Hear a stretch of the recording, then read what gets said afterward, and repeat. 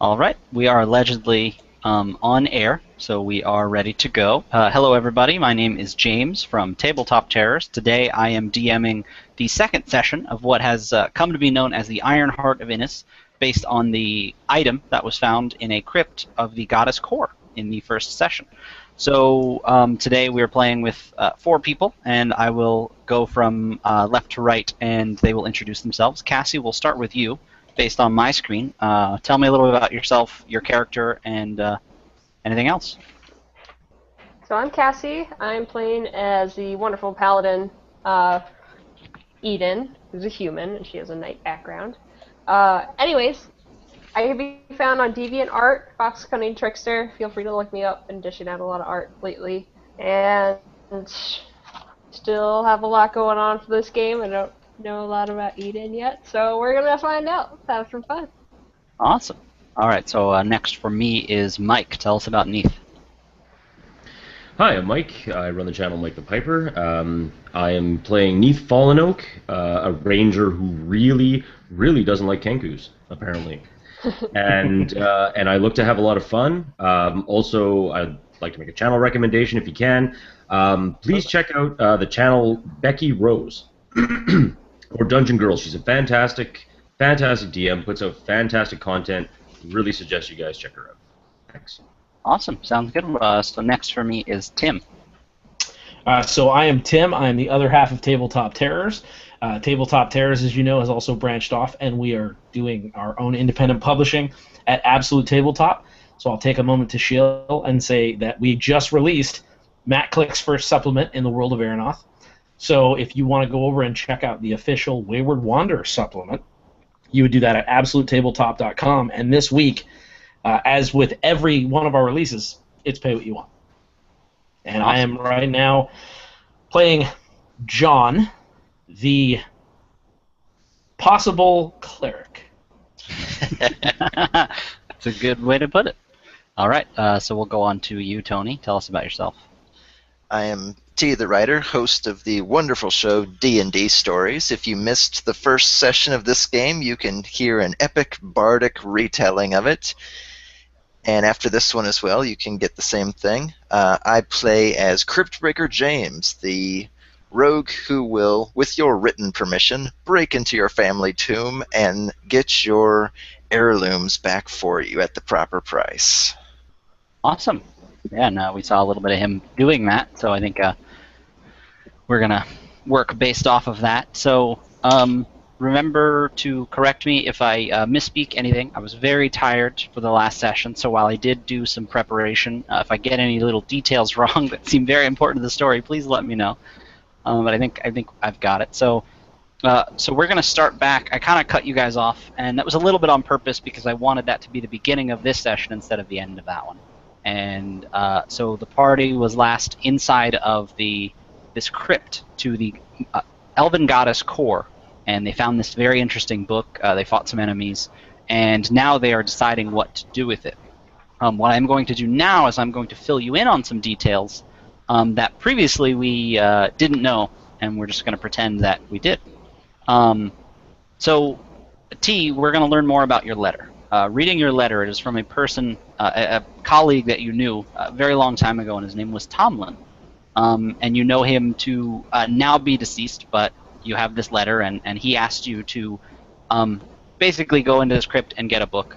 We sort of covered this in the first session, but generally, crypts that have been looted, like this one you found, it's mostly been ransacked. A lot of times books are left behind, so he seemed to have a good idea based on his letter that you'd be able to find what you were looking for there, and somebody's willing to pay a lot of money for it.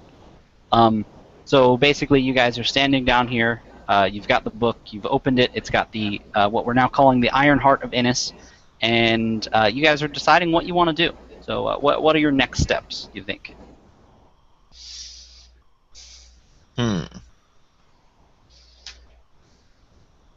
I believe your letter does say this belongs to, whoever wanted it, right? Yeah, the letter suggests that you bring it back to Tomlin. The original idea behind the letter was that you were retrieving it for him. He would pay you twice your normal fee, is what he said. But obviously that means that it's worth a lot to somebody, So the idea was to bring it back to him, but now you're in a bit of a tight spot because, well, you know him to no longer be alive. You're unaware of exactly how he died, but you heard through various channels that he was no longer alive. So you're in a bit of a pickle. There is a town nearby that there's a town nearby that maybe this is where Tomlin lived, and there's of course a chance that somebody else might know about his whereabouts or otherwise.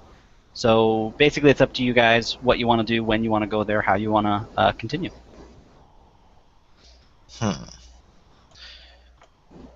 Well, given that he was alive when he asked for it, surely it wasn't for Tom Lim. So perhaps we could find someone he was associating with that wanted it for whatever purpose.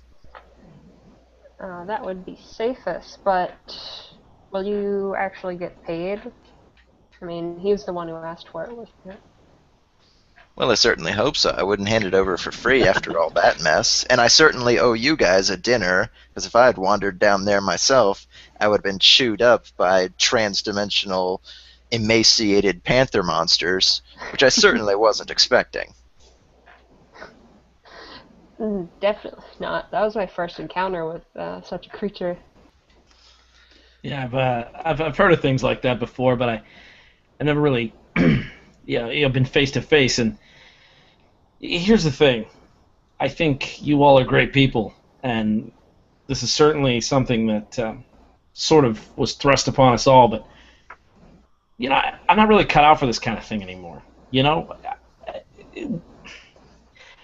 I don't know. Maybe you could just go ahead and go on without me. I can't see any reason why I would get in your way. Well, given that you were salivating over 15 gold, just think of what 1/4 of X might be if I make my living off of X.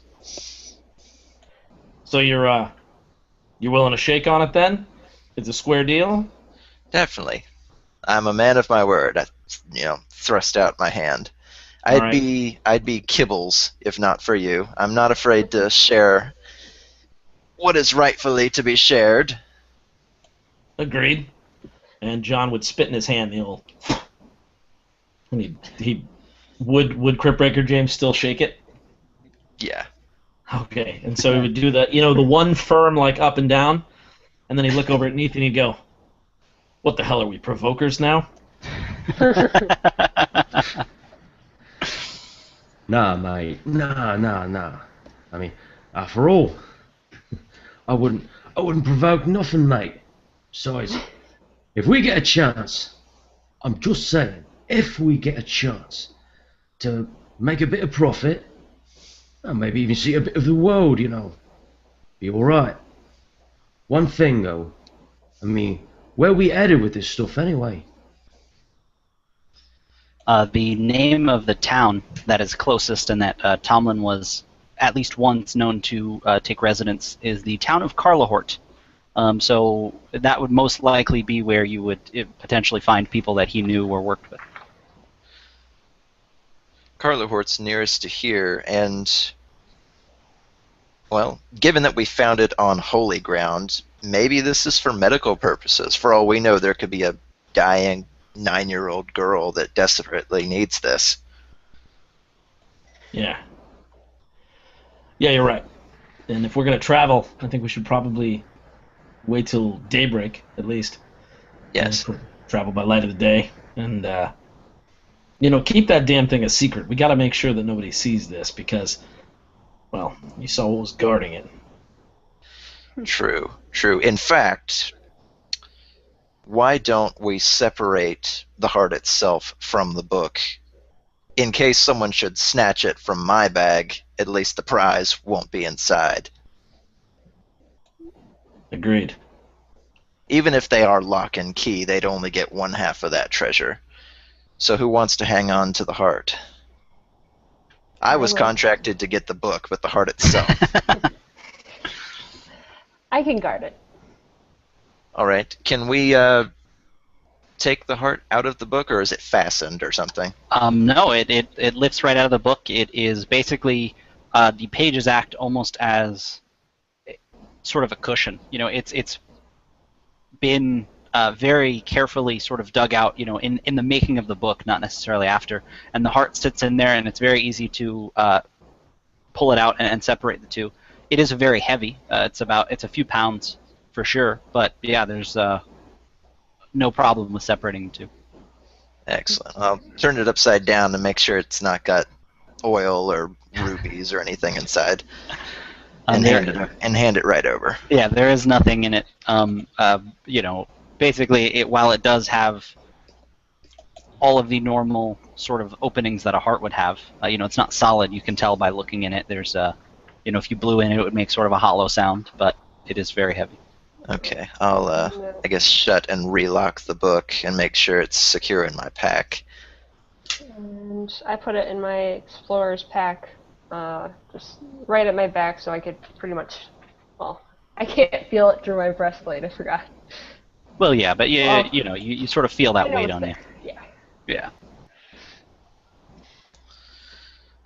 Okay, so in that case, you said you'd want to rest. Yeah. Basically, the next steps are, of course, leaving this crypt, and that may be a little difficult because the doors have closed on you. I will say another bit of information is I remember mentioning, I think you found a few coppers on this Kenku. You also find a letter on him, and it is actually a very poorly scrawled, vague letter written in common that very clearly sent the Kenku here and promises great riches. It's not more specific than that. It doesn't mention anything about a book. It just says, hey, basically it's like a letter from what seems like just somebody that was given to him, and he came down here expecting riches, and you guys know what he got. Along with that, he also did have a ring on him that seemed a little bit too fancy for something a Kenku would have. It basically looks like a just regular golden ring, and so if you'd like, of course, one of you can take that. It was of higher value than the rest of the things he had, based on his tattered clothes and his, well-worn dagger. Yeah. So which one of us would have searched the Kenku, you think, guys? Not I. Yeah, I probably wouldn't have either, especially after the bloodletting and all that, just kind of... Well, I probably would have skinned the displacer beasts to keep their hide, because I would know that they are of some value. Oh, yes, definitely. Perhaps Mike to retrieve the arrow that went straight through its heart. There you go. So maybe Mike, Neef perhaps found the letter and maybe even noticed the ring. Yeah, sure, That definitely. makes sense. So it's like an unknown plain. Yeah, thing. it basically looks like a ring that, it's just a ring. There's no inscription or baubles or anything on it. It just looks like something he had, probably his greatest possession.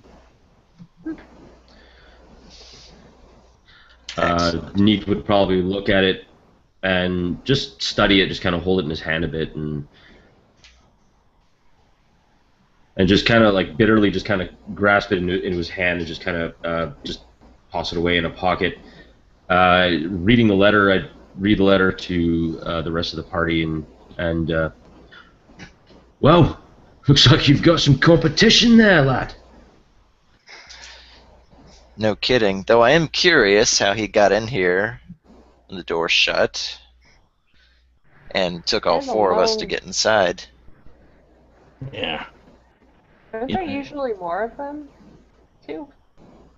Now, one does seem kind of odd. Can we maybe check around to see if there are no alternative exits? Searching the now seemingly empty crypt, there's basically the hallway you came down and the 3 rooms. There are no other exits. It's a fairly normal to you crypt. It holds dead bodies. It probably had greater treasures at one point, but there is only the one exit that you can tell.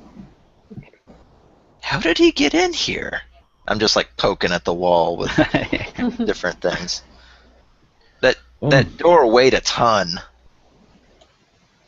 And do you have any ideas? Neith, you know any survival tricks to maybe track or figure out where this thing came from? Well,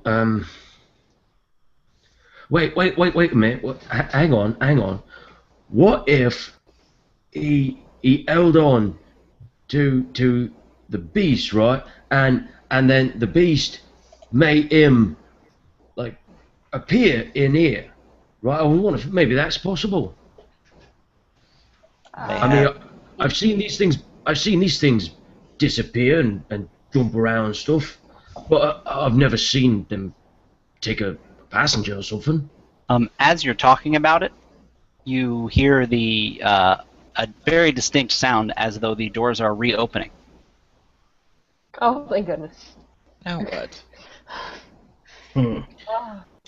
I would quickly grab an arrow out of my quiver, kind of knock it, and I would just run to the staircase and just look up, kind of getting my bow at the ready to see if anyone has opened it to come down. And John would shuffle, kind of like a guy with bad knees would kind of shuffle quickly, and put his back against whatever he could to try to block that line of sight from the staircase, and kind of keep eyes on Neath, like let me know what you need done.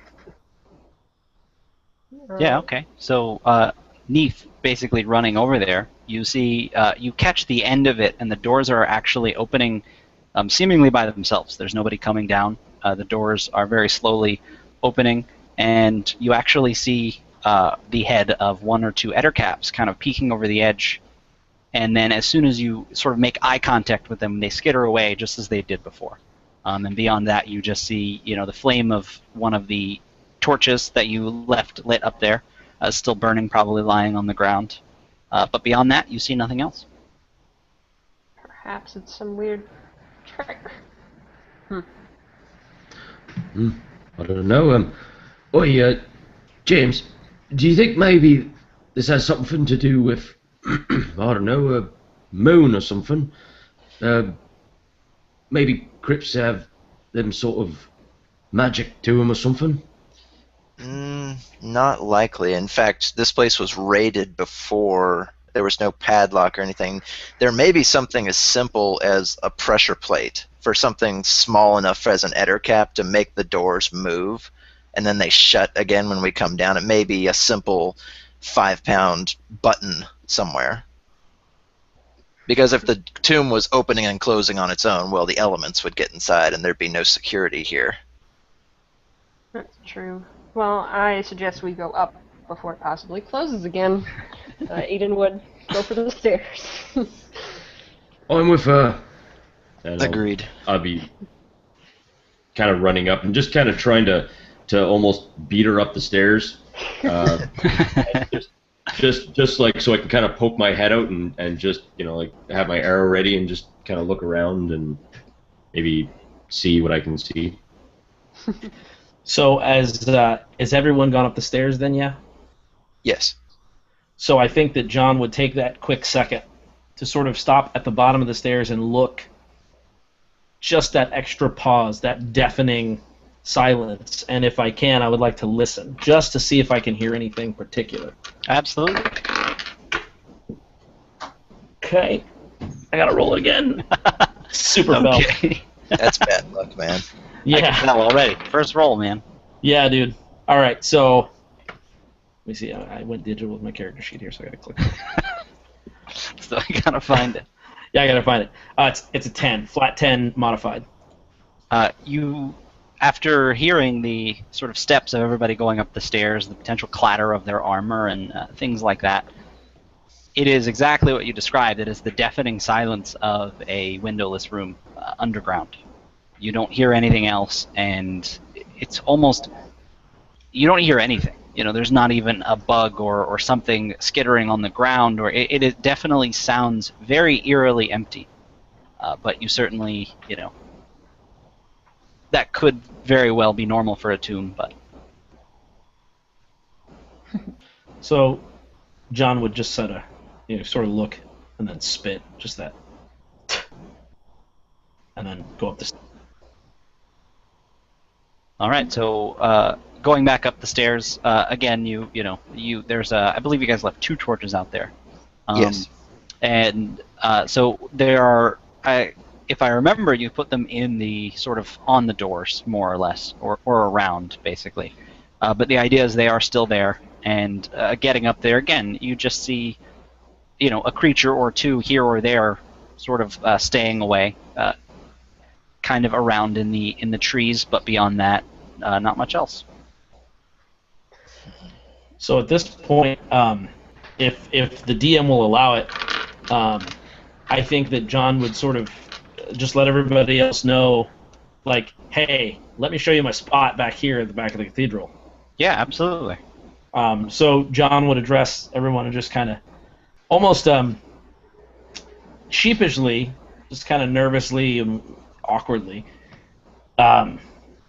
So if you come back to the back of this cathedral, there's a kind of a nicer area, less shrubs and things like that. It's where I've been sleeping. Yeah, it's probably a good place for us to bed down for the night, if you're interested. And we could probably also stand to learn a little bit about each other and figure out our strengths and our weaknesses. Yes. Fair enough. Thank you for the invitation. Yeah, all right. So John would sort of walk through, and James, you would remember the far back entrance that seems really overgrown. He would kind of walk, across the roots and the broken pews and the dust everywhere, and as you sort of turn a corner, it looks like it might have been maybe the living quarters of the priest that used to live here. And it's a little cleaner and more kept than you would think, that based on the way that John appears. And there are some candles lit, and there's some, there's a bed in the corner, and it's a very kind of small, cozy room, if you will. Ah. Make yourselves at home. I sure do. Break out the rations. I'm hungry. And based on the fact that John has been here, living here a while, he knows that generally it's fairly safe, and he's carved out this little bit, sort of everybody keeps to themselves here. So the idea being you're relatively safe. He knows this place to be relatively safe for being a back room of a broken down cathedral. Eden would pretty much, dump her pack and heavy belongings into a corner and remove the heavy breastplates. Was just wearing a plain tunic or leathers underneath. Give a sigh of relief.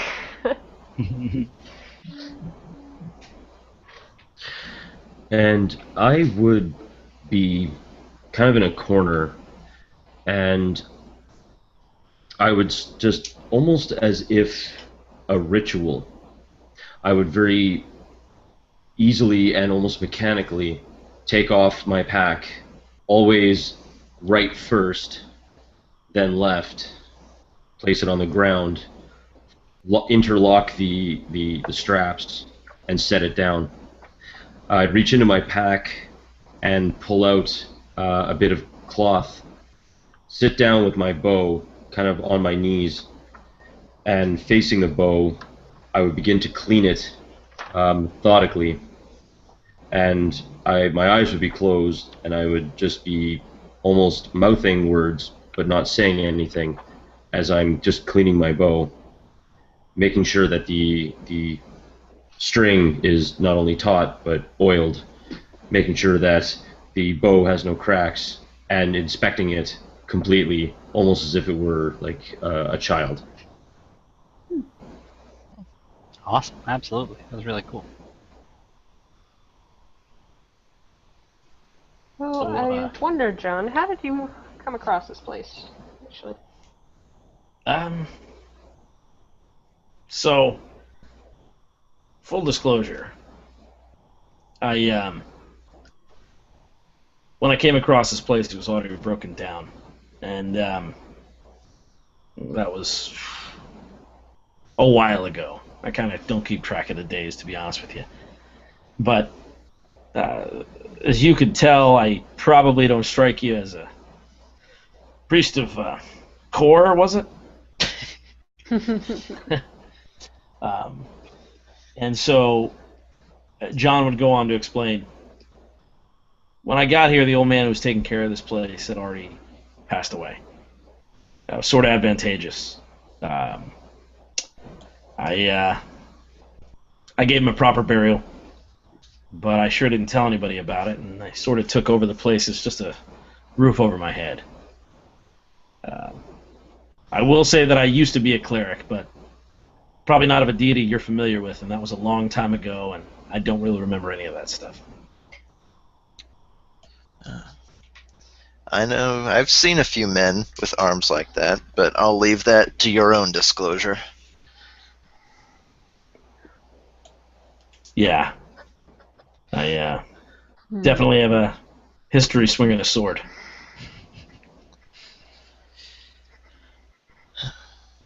So, what's your story? I'm sorry, what was your name, young lady? Eden. Eden, right? Sorry, I'm bad with that kind of stuff. So what brings you here at night, no less? Well, just unfortunate timing. I did not suspect that it would take me so long to reach here from Carlhort.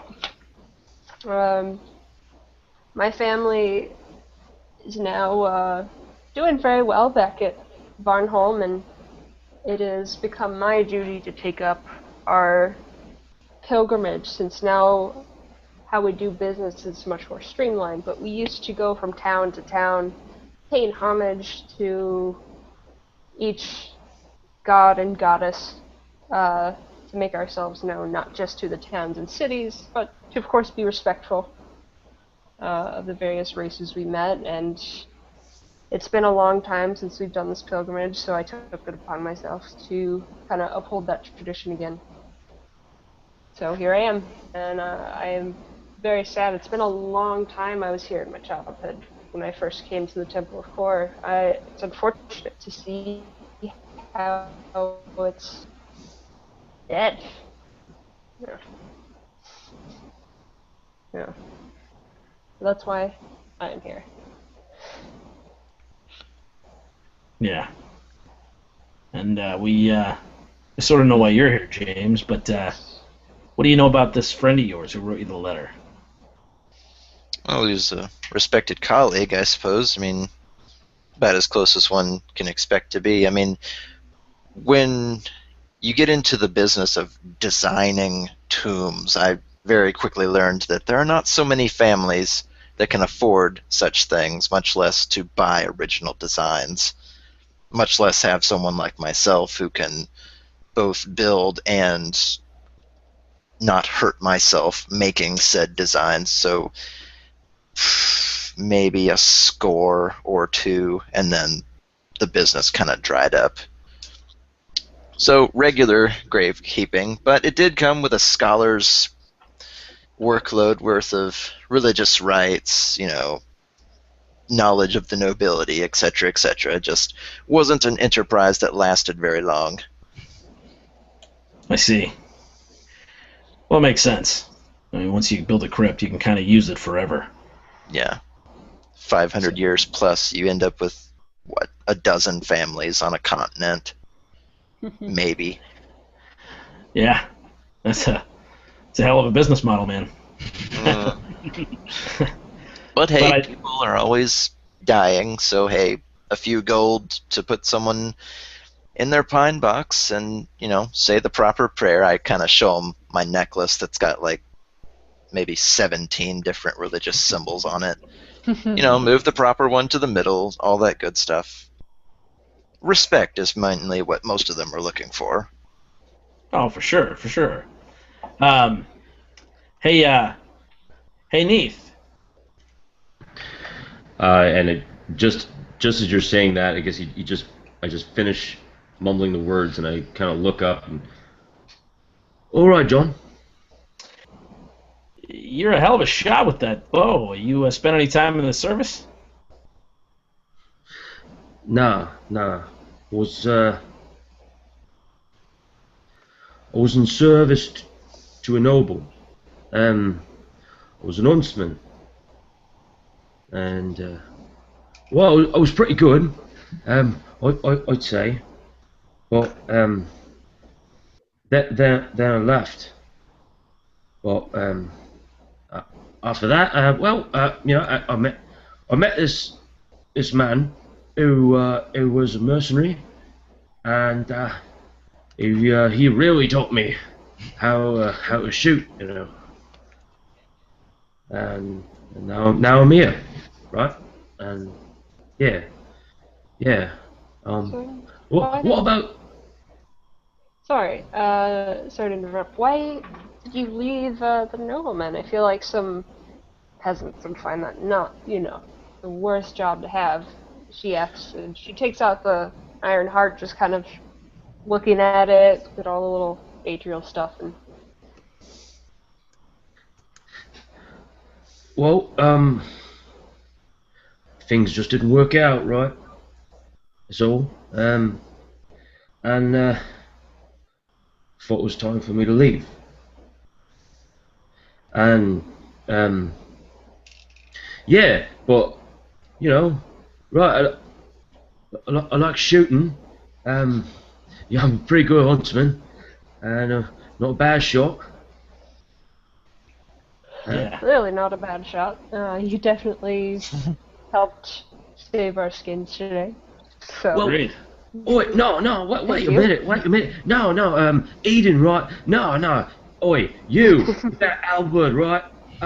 That's like a giant toothpick, and you just went and skewered a whole lot of meat, and hang on, cause you did really good, and oi, this lad, Cryptbreaker, he's a torchbearer. Look at this man, he's set everything on fire, right? And oh, Cleric, eh? Yeah, Cleric, two bloody swords running in like he's fighting a bloody war. It's great.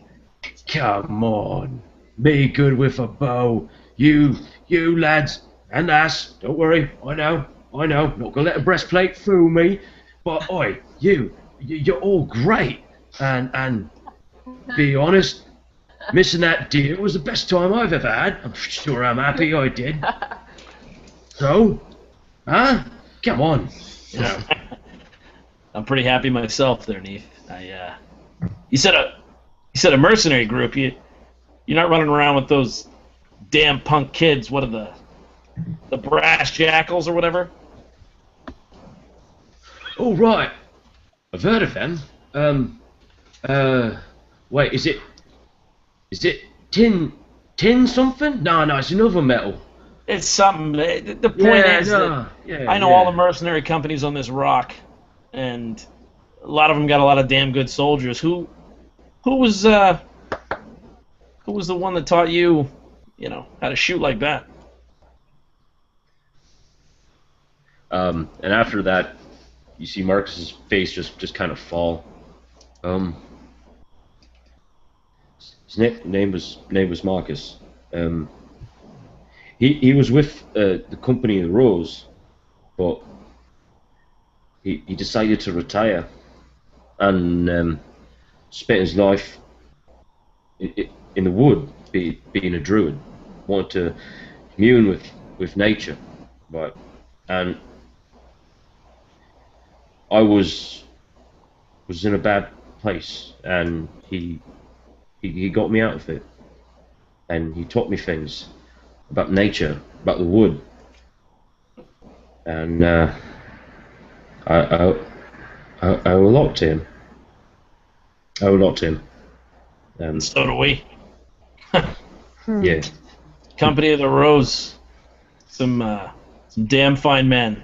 I served beside them. We were we're actually in the Rot Slayers over there up on Sphere, picking off those rotters.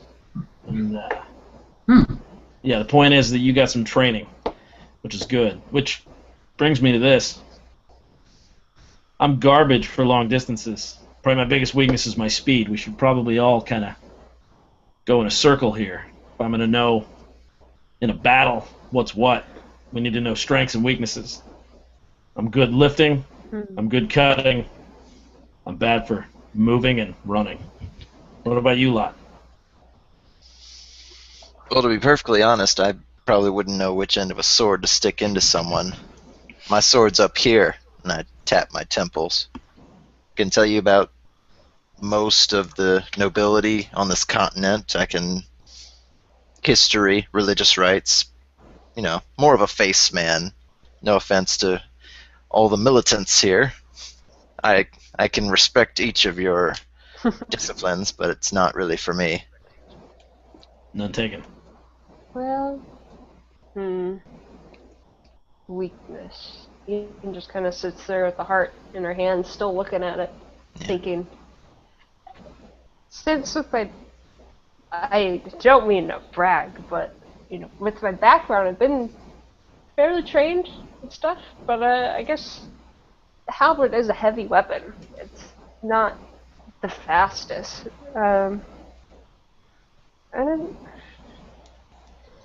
Magic is certainly not my forte there. Like, I have one shield spell, maybe. Yeah. I could dish out some damage, but I don't know if I have the best defense, even with this plate, and she knocks a knuckle on it. Alright. Well. Just, Well, for me, well, got this, and hold up my bow, and I've got a couple of stickers, but it's not really my best, but still do pretty good. I'm fast in the forest, we'll say that, and just as I'm wearing scale mail, don't mean nothing. I can still sneak around, I can still hide, I can still move. Agile. Like a cat. Except for those, displacer beast things. Right? I can still move. I'm alright. yeah. Definitely important. Especially when I was younger, like, I grew so fast, I was just tripping over everything. Just couldn't do anything like that. You tend to be a little clumsy. That's good to know. Yes. So. Yes, I've gotten a little better. And I mean, don't get me wrong. I'm not saying I'm in charge or anything. I don't really want to be in charge. I have a bit of a temper, and I don't really listen that well when I'm mad. And I just want to make sure that if something goes down, I know, what's going on. Well, you've always got me to bear your torch. Sounds good, man. And listen, it's sharp guys like you that make generals. Mm-hmm. The thinkers. Well, make yourself at home because it's really not mine. I don't want to be rude, but I'm tired, and I'm gonna sleep over there in the corner. Yes, we should definitely head out at first light, I imagine. Anyone want to take watch? I will. I gotta clean my own halberd anyways. Alright. Right. I'll wake me up when you're done. Got it. I'll take over. Alright, Eden sets her up near the doorway, sets herself up by the doorway, and just methodically cleaning her weapons, but just watching outside. And I think John would hand some water to James and kind of look at his neck again and just kind of, what I would say is, here you go. I'll go ahead and I'll take third watch, and you just get some rest. Thank you. So is everybody ready to go to sleep? Yeah. Yeah. I know I am. No. So basically, it is a very the word I'm thinking is unsuccessful, but that's not the right word. Uneventful night. You trade watches off. You hear the skittering of some things, maybe the howling of some sort of beast throughout the night, but nothing tries to attack you. Generally, the temple doesn't see much action. One of you may have left the door open, but luckily nothing walked through the door tonight. So, yeah, basically it is morning, and you guys will wake up, and if you're ready to go, you can begin traveling. Alright. I did not think to buy a horse, but given that the nearest town is, what? How far is it? A day's It's travel? not very far at all. Not even a day. You're talking, if you leave at first light, it's a few hour walk. So this temple is a bit far removed. It's definitely on the outskirts, and that probably played a large part in it being so dilapidated and them giving up on it. But the town isn't very far. Okay. Well, I guess we can. Well, and from a DM's perspective, James, we know locally, is this a sort of town that is just an average, safe approach by day, walk through the middle of the street kind of town? Yes, basically it's a fairly normal town, rather bustling. There to be, merchants coming in and out. The road that it's on is fairly well traveled, so the town itself certainly sees lots of new faces, lots of old ones. So of course there are people that live there and a few different things. It's a relatively large town, but it's on a pretty main road, and yeah, it's a well traveled town. You'd fit right in walking in the middle of the day. Great. Just so you guys know when we get there, I'd rather pay homage to the church or shrine, just get that out of the way, and then I'll regroup with you guys, whatever you're doing. Sounds good. So I Sounds good to me. still need to uphold my task. Of course. So is everybody ready to travel? You guys ready to make your way there? Yeah. Yeah, and in fact, in the morning, I think, without elongating it, sort of pretending like it was normal, you would see John sort of putting on old-looking, but nicer than average sort of chainmail, and kind of looking a little more like a warrior of some sort, a mercenary, that kind of a thing. But it's like when somebody has a really nice old car, and it still looks like, man, that's a really nice BMW, but it's still from 1983. Yeah. So, like, the boxiness and that's kind of how it is. I've got, like, older-looking, nice armor.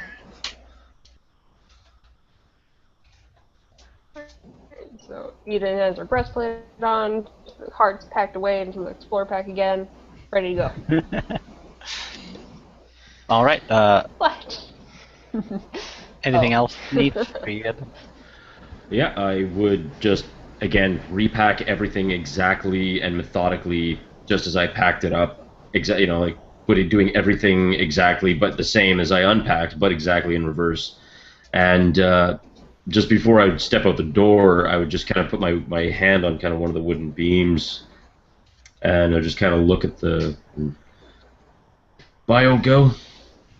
Thanks for letting us stay here. And just kind of walk out. All right. So basically, if you guys are ready to, as you're traveling down this road, you're, I imagine walking along together. It's daylight now. There's nothing very ominous seeming. It's a fairly well-traveled road. People are passing you both ways. You are on foot, as you said. You didn't necessarily have a horse. But yeah, you guys. So there are people coming both ways, and suddenly, Neath, you can see fairly far ahead of you and fairly far behind you. There are no mountains. It's fairly plain. You can see the city up ahead, maybe 1 or 2 miles away, and a screaming begins emanating from your pocket, Neath, and it begins to get louder and louder. Your pants have something to say. Would you like to share? Is that normal, man?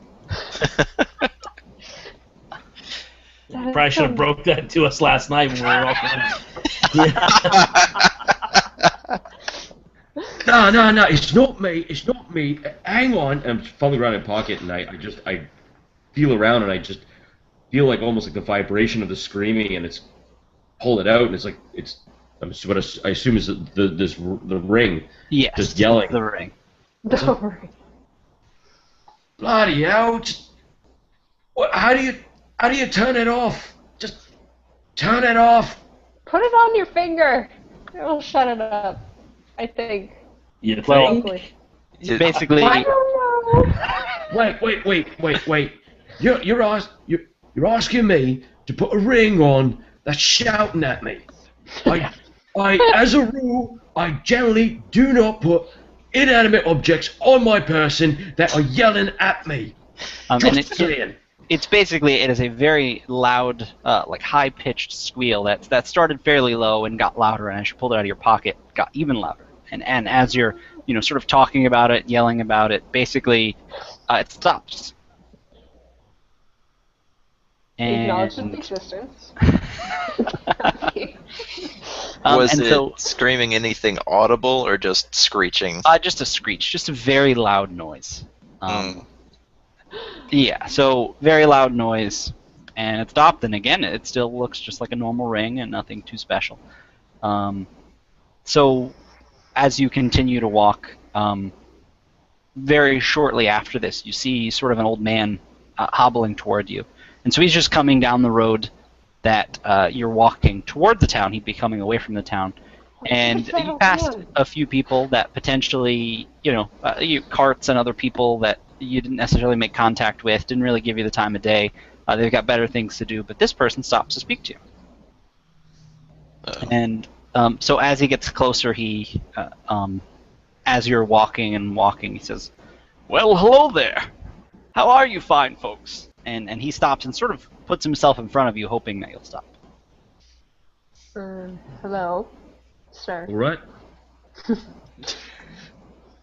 And he says, "Well, I'm just an old man," and he's leaning on a cane. He's got a sort of a hunched back, and he's in robes and just white hair. He's the definition of scraggly. And he says, "Well, hello. I'm just looking for.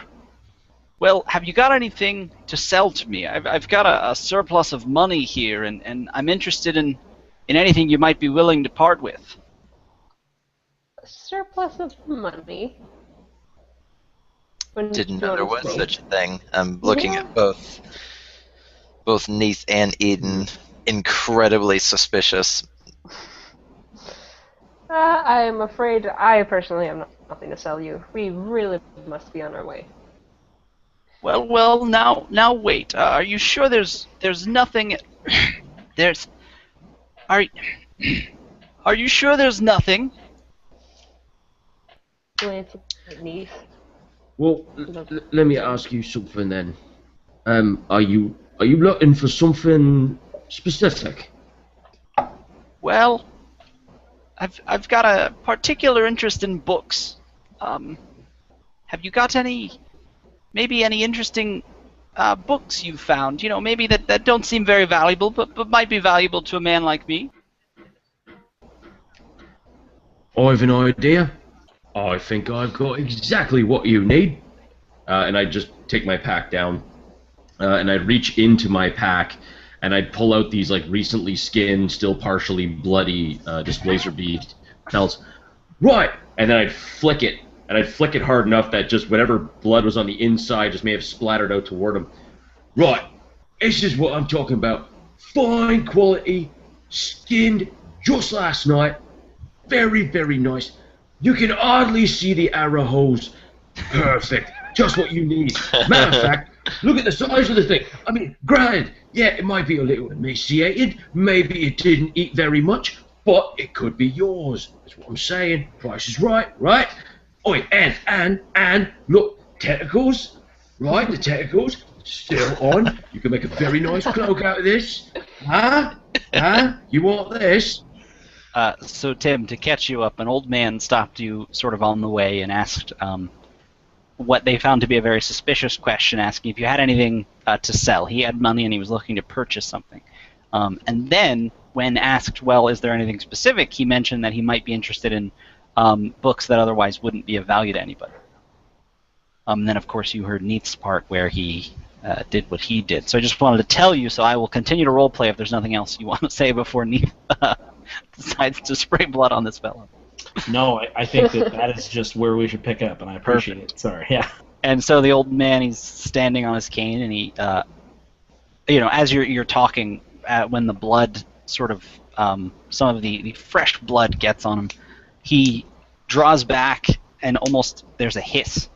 Like, he's just standing and trying to keep more or less a straight face. Obviously, you do not have what he's looking for, according to him. But for just a moment, when the spray of the blood gets on him, he draws back and it's like a hiss, but he quickly regains his composure and he says, "Well, all right then. I guess if you don't have anything," and he sort of waits another moment, staring at you, as you're holding up your skin, and he walks around you and continues on his way.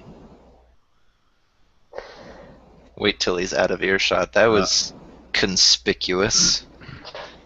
Yeah, no kidding. Yeah. You think that was a little bit too convenient? I mean, that's just ridiculous. I know, we passed up such fine skins. Did a great job trying to sell. Yeah, I might actually think about buying those off you. I don't know if you do stuff with them, like if you can make me a cloak or something. Make some leather-bound books that will sell them to them. Yeah, but I'm garbage for reading too. The guy asked me for a book. It's like Displacement books. I Wow. I could just imagine you trying to grab it over here, but it's actually over here. Bloody hell. That'd be ridiculous. Right, well, anyway, and I just kind of fold it all up extremely neatly, very careful not to damage the skin, and then just carefully pack it back into my pack. Well, glad that got him off us. Let's go to town. And... Well, John would sort of lean in and he'd just kind of see if everybody was like looking. Just say, "Hey, you think we should follow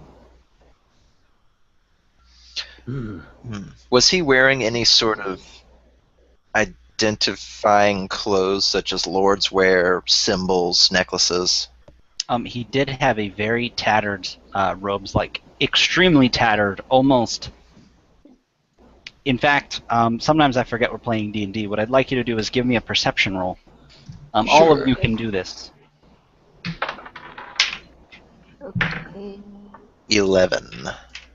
So I don't know what angle you're going for, but if this is a set of robes that has been purposefully tattered to look like they're old, can I roll with advantage since that is like John's deal? Absolutely. All right, so my advantage roll is an 11. So you should have seen the first one, that mighty 4. So by looking at him, you can tell he did have the symbol of a moon hanging around his neck, which, if you remember, the goddess Kor ran away with the god Treptor, the moon, and there's a whole myth associated with that. Beyond that, he was in very tattered clothes with a very gnarled staff, and Tim, the way I described him earlier was he was the epitome of scraggly. This was an old man, missing a few teeth, just absolutely the picture of scraggly. But you're not able to tell necessarily that. Yeah, he was just an old man, crazy old man. But yeah, and in fact, if you stay in the same spot long enough, you hear him basically posing the same thing to the next set of people. Sort of you hear that the way too loud "hello there" that he gave you, sort of from a little too far away, trying to get you down. But beyond that, if you guys are ready, you can continue to the town of Carlahor. That, like I said, is about 2 miles away at this point. Well, did we decide we're not going to follow him? I mean, Neith, I don't know, did you see something not right about him? I just don't want him to stab us in the back later. And the fact that he asked about a book was weird. Well, no.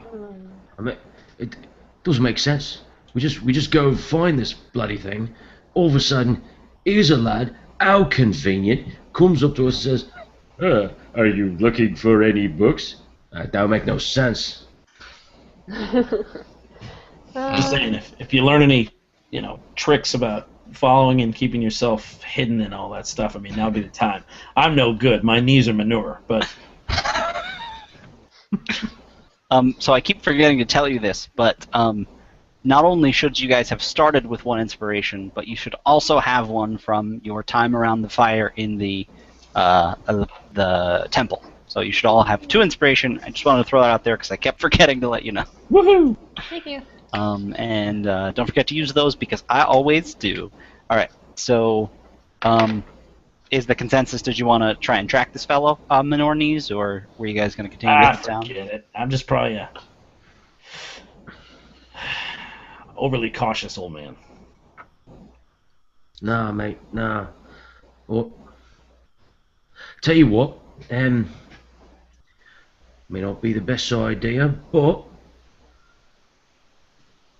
if you lot start heading into town, I can try and track them. I do pretty good on my own, but I can try and track them for a bit, unless I lose them. And then I just kind of look back to see if I can still see them. Yes, and he just seems to have been given more or less the same response that you guys gave him.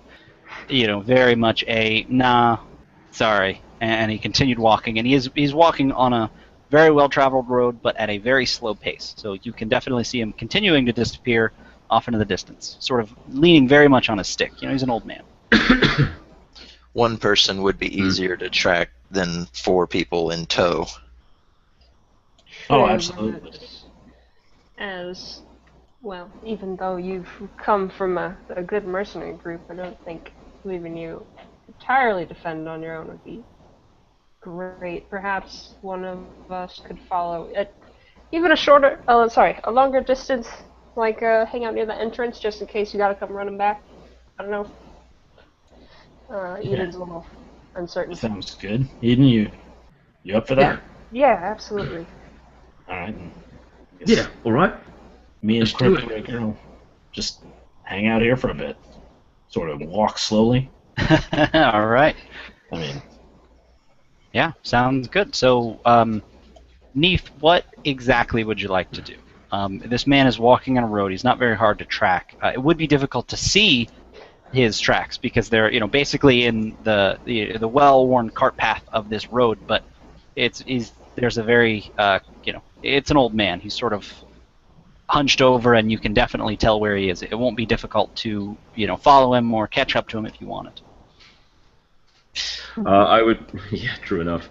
I would probably keep a heavy distance, maybe find a group of people that are kind of walking in his direction, and then just try and kind of mingle in, all the while just keeping an eye on him as I'm kind of, like, very quietly walking. And if anyone were to ask me why I'm in that group, be like, it's alright, actually I was just looking for someone, see if they wanted to buy any skins. You know, it's out in the woods. Please don't make me take the product out, but you know what I mean, it's very nice, actually.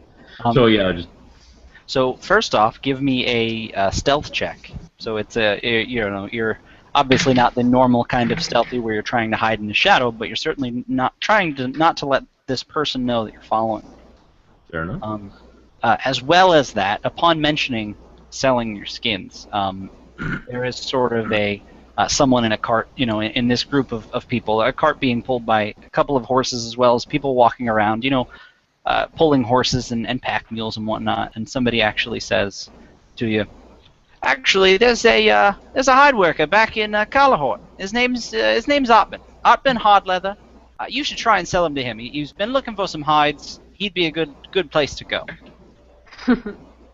Right, cheers, mate. And then I just kind of start dropping back a little, but then still kind of keep with the crowd. And as far as stealth, I got a 21. oh wow, I thought I rolled high. Because I am a mofo ninja, yo. Okay, so this old man continues walking at the normal pace. You know, he stopped stopping people. He's walking, and then you notice that he stops walking with his stick. You know, he discards the stick and he's now walking normally. Still tattered robe, still very old man, but he clearly didn't need the stick as much as he made you think. And now he's continuing to walk with seemingly no idea that anybody is following him, despite rolling a 19. Well, actually, I rolled a 16, but I have a +5 to stealth, so... Yeah, exactly. That was Because I'm a because ninja. I thought for sure. I was like, no, we've got it. It's like, no, there you go. So I kind of make a note, and I would probably just follow him probably for another, and excuse my Canadian measurement, for probably another 300 meters, which is I don't know, what is that in feet? I don't even know. Yeah, no, it's okay. I would rather you use meters. In fact, there's no such thing as what is it? It's the imperial system. The imperial system doesn't actually exist in Dragongrin. So if you said feet, nobody would know what that meant. Well, that's good to hear. But the most important part is, okay, you're following him another 300 meters, and suddenly the man disappears. Like, literally out of thin air, the man disappears, and that's it. His stick is still lying where he left it. It's about, you've walked about halfway there, but the man has disappeared.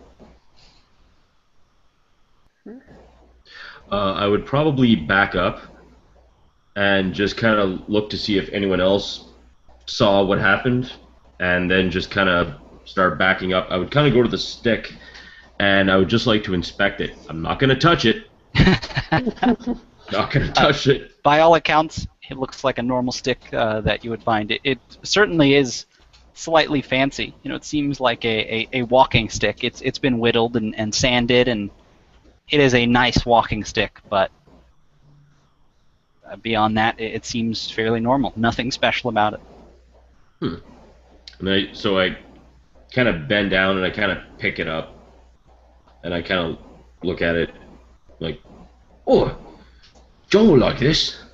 And I just kind of started walking back to the group.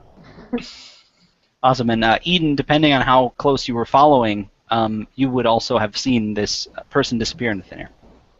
I think Eden would follow it even more of a distance and just keep kind of on the side of the road, just sort of in the trees, not really trying.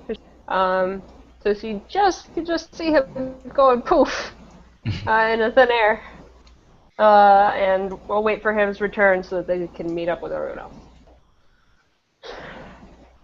Okay, so you guys return to the rest of the party that was walking slowly then? Yeah. That was interesting. And I think Tell me. if Cryptbreaker James is okay with it, during that time that they were gone for however long, I probably would have been sort of like, so, like basically, hey, I see you got a short sword. Let's see how you hold it. Like, kind of, if Cryptbreaker James would allow, he'd just be like, oh, okay. Sort of like giving him some tips on which end of the sword to hold based on last night. Fair enough. Very lightly, just like, oh, okay, just that 10-minute small talk of, oh, what kind of sword you got? Yeah. All right, so they meet back up with the party. You guys can, let them know what you saw. I'm sure they'd be very interested, and then, yeah. You tell So nobody else on the road seemed to notice this? Nobody else seemed to notice. You can likely chalk it up to people too concerned with their own business. I would say that you guys noticed because you were actively looking, but otherwise it would be the sort of thing that's very easy to miss. Good job. And back to John, like, oi, look what I found you, mate. Huh? You had that old walking stick, but look at this one. It's all fancy carved, it's all sanded. It's really quite nice. Wow. I know, it did cost me nothing, mate. It was that old man that tried to gank us for a bloody book. So Whoa. What'd you do? Nothing, mate. Nothing. He scarpered to nothing. He just, one minute he's there, and the next minute, gone. But doesn't matter. Thing. Here you go. Got his stick. Nice stick. I would look at Cryptbreaker James and I just go, hey, what the hell's he talking about? Watch and learn. And I wander forward and I pat him on the head and say, good boy. Ian rolls Right. eyes. Right. Deserve that. I deserve that. I see. Next time, though, you're getting a bloody arrow in the throat. But that's all right. It's all right. Everybody gets one. Everybody gets one. Look, So- I'm saying, if you don't want it, I'll take it. Oh, no, hey, listen, I want the stick. I'm just, what do you mean disappeared? Easy. And then as soon as John Literally. says that, I kind of turn to T and I look, right, mate, who's the dog now, eh? And I kind of hand him a stick. Yeah. Oh goodness, this old man, like, he literally played just sticks. disappeared. He played sticks. Did you? He tossed aside and just was gone. I wonder if maybe he showed up near the town again. Is he just going through a loop or something? But he wouldn't Did drop he the stick. make any gestures, say any words, flash a light, anything? And Neith, did you hear anything like that? And it was absolutely nothing. It was almost as though he took a step, it through a portal. It was just, there was nothing. No smoke, no sound that you could hear, no audible anything, no movements. He disappeared. It was all right. I mean, it's as if he was stepping behind a curtain, right? But the curtain was what we could see. So 1 minute he's there, next minute takes a step, gone. It's a little unnerving, to be honest. It would take considerable power to cast any kind of magic without speaking or making gestures or using a conduit, such as a stick. But if he left the stick behind, I've got nothing. And I've studied Arcana. I don't know magic, but I've read enough. I got nothing. Maybe you could get something from it? Wait. This might just be a coincidence, but you know that ring was screaming and everything. Then this man shows up and it goes quiet. Is there... Can I don't know. Is there some sort of Wait. check I could do about that? No, that is just a good observation. Okay. The ring was screaming, it stopped, and you basically saw this man shortly after. Okay. That is interesting. Maybe it's nothing, but I just still need to figure out that ring too. I Yeah. guess we should. I'm with, Let's with just keep James. going to town, eh? Anyone who can do that without moving their hands or their mouths. The only people I've seen do that is on some bloody battlefields where people were ripping the flesh off of live men in front of my eyes. No words, just making them float in the air and shred apart like so many pounds of beef. Okay, that's good, John. Thank you. Neith, suppose, and this is just speculation, I know very little of nature, suppose the old man was an animal, a predator, and the ring was prey. So All right. you see a predator coming, you scream in horror, but can't get away. So what do? You go as quiet as you can, right? Yes. That's maybe something. Makes sense. No, it makes sense. I mean, it's your standard fight or flight response, right? I mean, either you try and defend as prey, you try to defend yourself, or you hide. Maybe there's someone in town who can appraise it. Like I said, I've studied Arcana, but I don't have any sort of spellcraft to just straight tell you what it is. Yeah. Well, I was talking to someone as I was tailing the old man. Anyway, he was lad's name's Artbin. He's an eye specialist. I was gonna sell these displacer beast eyes to him. So, how about this? Maybe we can go see him. Maybe we can go ask him a few questions about someone who deals with this sort of thing. And you would see John. He would be so with you like the whole time, like yeah, and then he'd go, eyed. And then when you said displacer beast eyed, he'd go, oh right, eyed. Ah, oh, Pardon me, I'm from the north. Excuse me. Displacer, please. Let's place her, please. Let's place her, please, Tim. It's the blood So- You clot. guys know this is Dragongrin. They're called Bliss Placer Bleeds. Let's place her, please. We're playing with Tabletop blarers. Yeah, man. That's exactly right.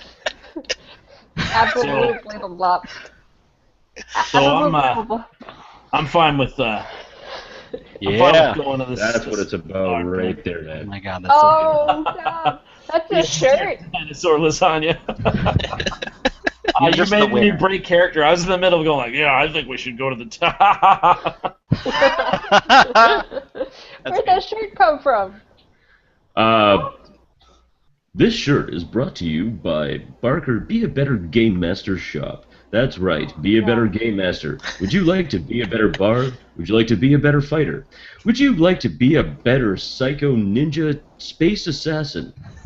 At Be a Better Game Master Shop, even you can pick up whatever kind of shirt you want. That's I'm right, going folks. there. Jeez. That was a very good commercial. That was wonderful. Yeah, sounds great.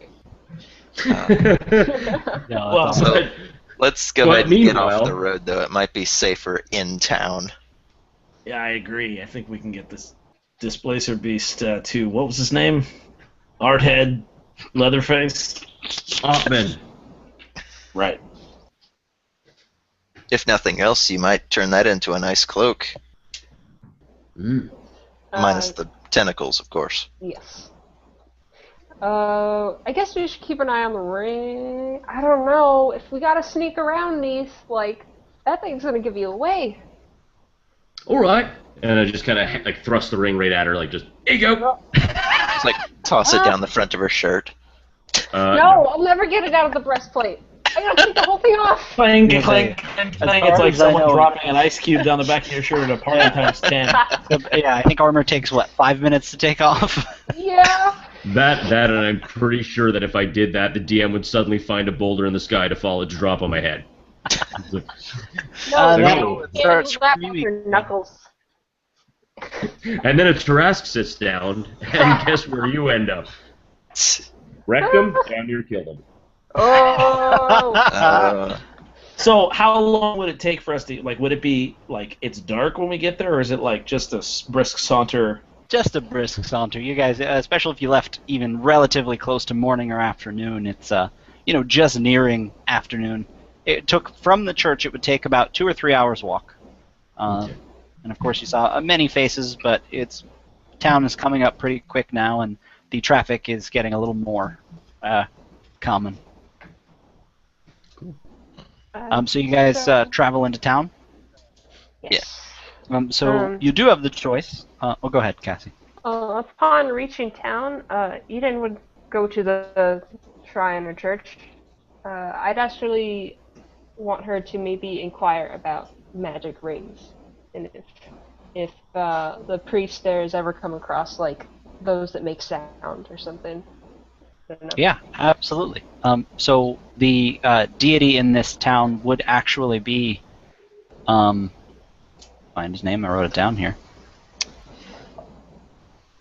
Oh boy. Oh, there's two. Oh, Treptor, who is the god of the moon that the goddess core in Legends ran off with. Hey, cool. I'll adjust my religious symbols accordingly so that the moon is in the front and center. So basically, if you'd all like to go there, you can. If just her, you guys can follow. What do you want to do? Is there anything else the rest of you'd like to do, or do you want to just follow Eden? I don't mind doing my own thing. I already told everyone if they want to do what they want to do. Yeah, I would probably I'll go find you see guys Art at then. the tanner. Yes. So I can find you guys, I guess, at the tanner, that hide master Arden, if you wish. Otherwise, I need to go pay my respects and perhaps do a little digging around. Why don't we just point out a random tavern? That way nobody has to ask around about who's finding what and where. Okay. Absolutely. There is, definitely a tavern in this town. You see it's the tavern. It has the big sign that literally just has the Mug of Ale on it. There's not actually a name on the tavern. It's just the sort of universal sign for this is the tavern. It's a large building. So to give you an idea of this city, sort of the road in is fairly large. It's very wide. It holds carts probably four abreast would go. It's a very large main road, and on either side there are very mainly two-story buildings set very close to each other. This is a pretty big town. It's certainly not a city, because this is mostly the center. This is sort of the downtown area, and there are houses on the outskirts. There are apartment blocks, and in this town is also a small arcanum, and basically sort of a college for magic users and just study. There's a small library there, and people, it's more or less like a church for magic. And but to give you an idea, this tavern is set between two other buildings that are 2 stories, and also just other businesses. And so directly next to the tavern is actually a large bookstore. And on the right side is where Art Ben is. Cool. So yeah, basically there are a few different merchants and stuff, but this is a fairly wealthy town. There are no real carts or stalls outside. People seem to have their own. This is a very well-traveled town, so the businesses here are large businesses. There's less of your small, retailers and stuff. I mean, they have 2-story buildings. So Tony, you head to the tavern. Sorry, James. That's weird. Cryptbreaker, we'll call you. You head to the tavern. No, I just thought it would make a good meeting spot so that if we split up, Eden doesn't have to ask around for the tanner while we go to the tanner. Oh yeah, okay, absolutely. Well, basically, everything is sort of everything that you're looking for currently is in this area. Down the end of the road, past the tavern and the tanner and a few other things, is the church. So the idea is, basically when you're done with one thing, it's not a far walk to get to the next. This isn't too big a city. Oh, okay, sorry.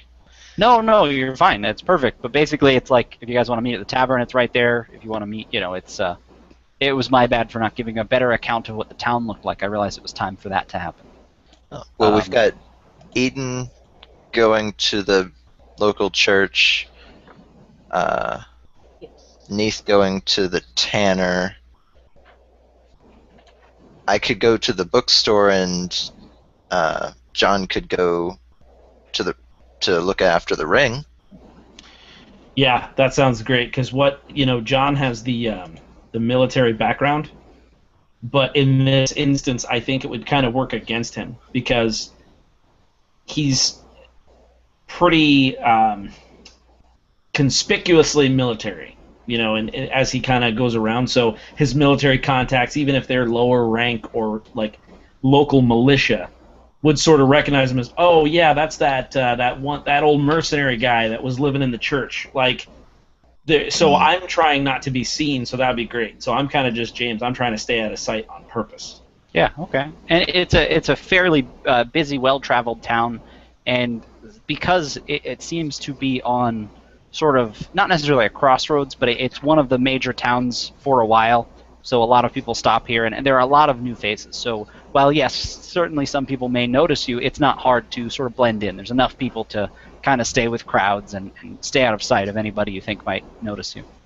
Perfect. And I think I would go toward the tanner, just because I feel like there'd be more military guys, drinking off a hard weeks on the road than there would be at the tanner. And that makes perfect sense. So basically, we will start with you, Eden, going to the church. And did you want to say something? Are you good? I'm good. Okay, so walking up to the church, this obviously is a normal, well-kept church. And again, the town seems wealthy in general, so this church is very beautiful. It's a cathedral about as large as the one for the goddess Core, but of course much nicer. Stained glass windows are intact and everything. Beautiful marble floors and pews. And upon walking in the very large double doors that are open currently, open to the sunlight and people, there's a few people in there milling around, maybe a few on the edges saying some prayers. And there's a, sort of in the foyer, there's a fountain. There's a fountain, and upon walking in, somebody approaches you and says good day. So it walks up and says, hello, what can I do for you? You've come to the temple of the goddess Treptor. Are you a constituent? Not the word I'm looking for. Are you a follower? I am a follower to many gods, and I am simply here to pay my respects and pay tribute to the god of Treptor, as is tradition for me. Are you the priest or bishop, by any chance? To be clear, it is a god. I think I said goddess, but I meant to say god. So that's my fault. No, Tony pointed out. Thank you, Tony. I was probably too wrapped up in doing the voice, but what was your question, Cassie? Sorry. Does he work there? Oh, is yeah. He a priest or a bishop? Yeah, this basically he seems to be the front-facing priest. He has beautiful blue robes on, and there's a very large moon on his robes. And just sort of an older fellow, but he says, yes, I do work here, and absolutely, anybody can pay tribute to the god Treptor, absolutely. Well, I was wondering, and she takes out a few coins from like a little hidden kind of pocket. I was wondering first where, I imagine you guys have a money box tribute, something like that. Right? Donation, that's it. Donation box. But I also wonder about magic. I know there's a school here in this town, but I was curious as to what the men and women of Treptor know of perhaps magic rates. How much money do you pull out, and is it obvious to this person? I think it would be obvious, as she's trying to make somewhat generous donation and perhaps persuade that, hey, you should tell me this. Well, exactly. Really That's the main thing. I mean, specifically, would it be clear how much you're giving him? A few copper, a few silver, a few gold? A few. Let's see. I have to do math, but I'm going to say 30 silver for the moment. Oh, okay. Or at least it looks like that. Yeah. Well, and yeah, that was the main thing, as I was looking for, sort of how much. And so, upon seeing that, he would, kind of, you would almost see him going, oh, okay. He would realize, like I said, it's a very wealthy church, and you get the impression that had you pulled out less, he would have cared a little less. And so he says, why thank you? And he almost seems a little less spirited. He was very nice, but as soon as you gave him money, and of course, he seems greedy. He's a little less friendly than he was a moment ago now that he's done with you. He says, we don't know much about magic here, but yes, the college would be a good place to start, or there is a jeweler in town. Now, you might stop by there. They have some experience with magical items. Maybe they'll be able to help. And without another word, he kind of turns and walks to someone else that wasn't getting his attention. He kind of is like, more or less snubs you, like, okay, I'm going to go do this now. Eden kind of scoffs at his back. Certainly not the answer she was hoping for. But, well, she goes to a little, donation box, and she slips in at least some of the silver, and pockets the rest of it, since she doesn't think she got a good enough answer for him to have it all. Yeah. And she does go to like a pew, says a quick little prayer, lights a candle, and leaves there to go to the jeweler. Just try that. Yeah, absolutely. And so, Neith, you were going to the tanner, and you as well, right, John? Yes. And but really, I'm not walking like straight in. I'm kind of just blending in with the crowd, walking back and forth, just trying to kind of keep everybody in sight, but closest to that place because I'm thinking, who the heck's gonna care? Yeah. And we did. So the correct term or rather the term that he prefers, is actually a hide worker. We've been using the word tanner, but the idea is he's a hide worker. And so if you go in, you see that there are some people in there, and there are a lot of different hides on the walls, but mostly there's are some that you can tell are for show. Like a beautiful tiger hide that seems like from a land very far away. A few deer hides, and then you see that he's made armor as well. So there are on mannequins. There's some really cool looking leather armors that. There's like chitin armor that seems like it could have been made from a spider. You can tell that this person is very good at what they do. And upon walking in, he sees you and sort of just calls out to you like, "Hello, what can I do for you?" Right, glad you're here. Was wondering if you could give me a price on a couple of hides. Hang on a sec. And I kind of set it down, and I pull out, and then I just laid like very gently down the two displacer beast hides, and then carefully like lay it down proper. And I say, right, I was wondering too if maybe you can make a cloak out of one of them. And he, looking at them, you can tell that he immediately knows what they are. But he is trying not to show this. He's like, "Oh, yeah, no, these are some very nice panther hides you found. Yeah, no, I think that I could make a really nice cloak out of these. Absolutely, yeah, no problem."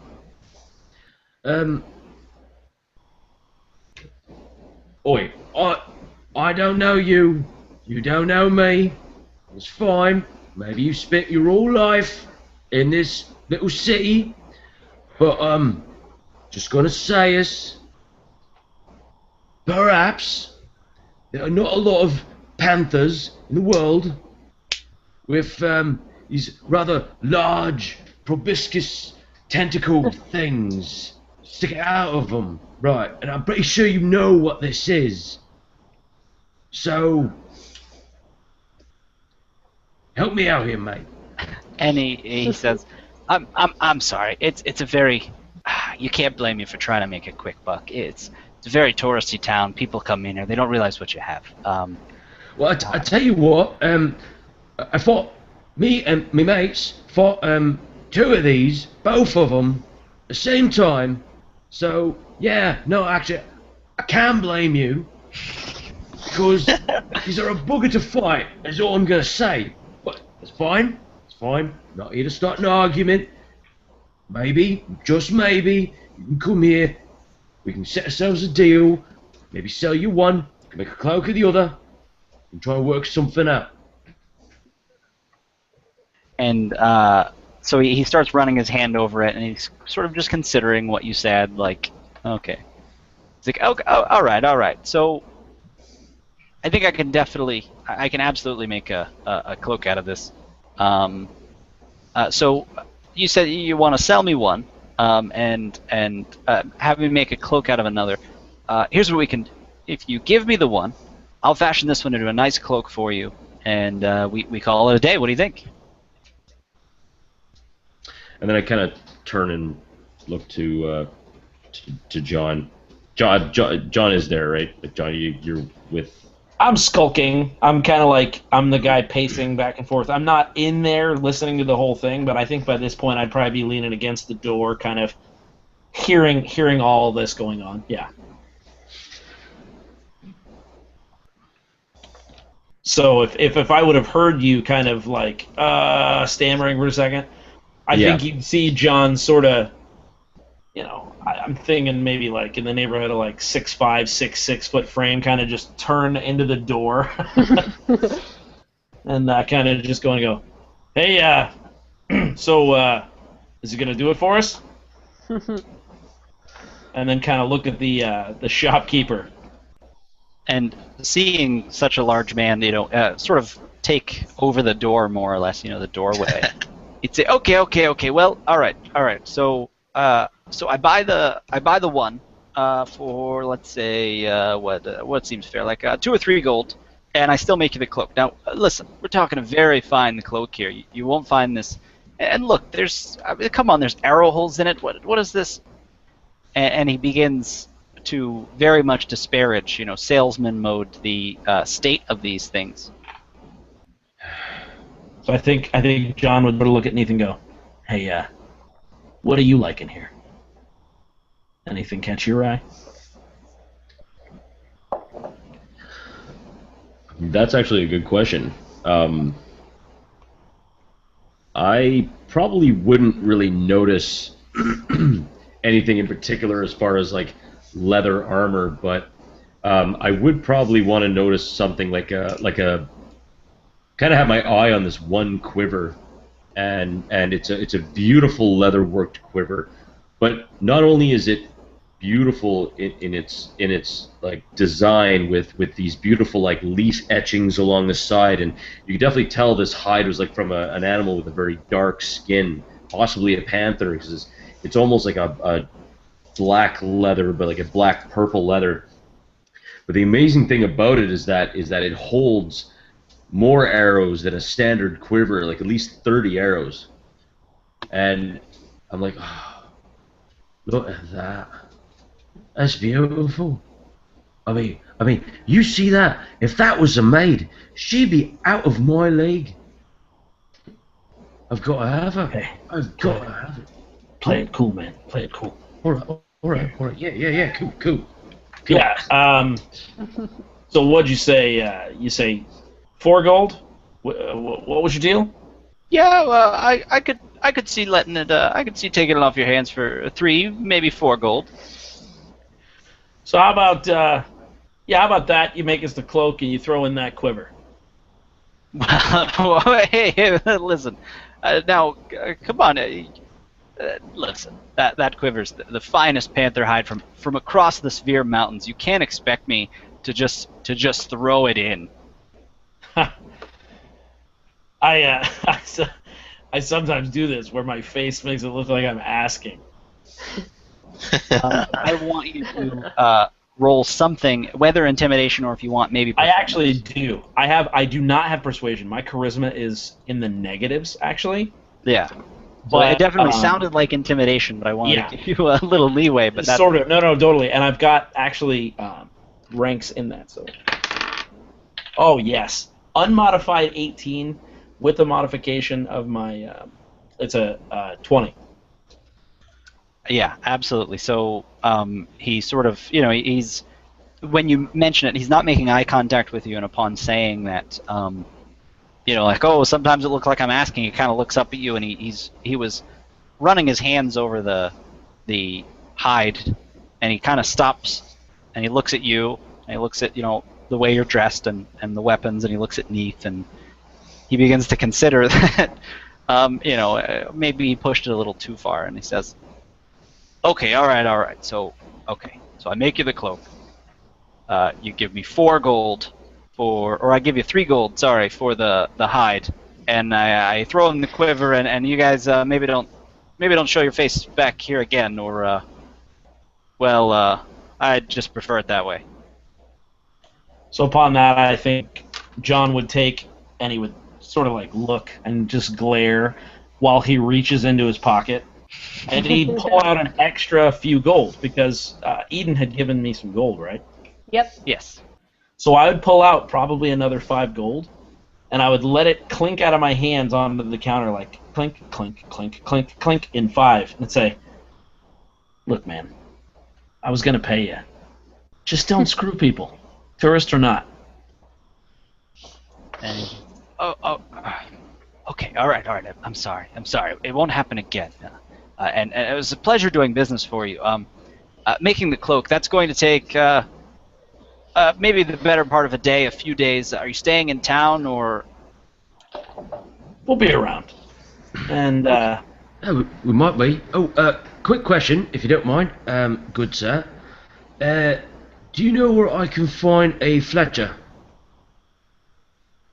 Yeah, there's across the street from here. You'll find an armor smith, and in the back of the armor smithing store there's a nice Fletcher, and I think you'll find one there. Tell him that I sent you, and maybe he'll give you a little bit of a better deal. There's a good lad. I just kind of like cuff him on the shoulder. Cheers, mate.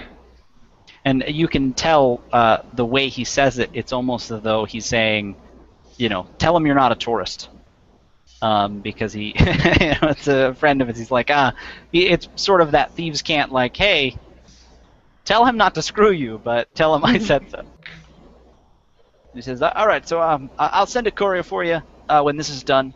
And it was a pleasure doing business with you. Pleasure doing business with both of you.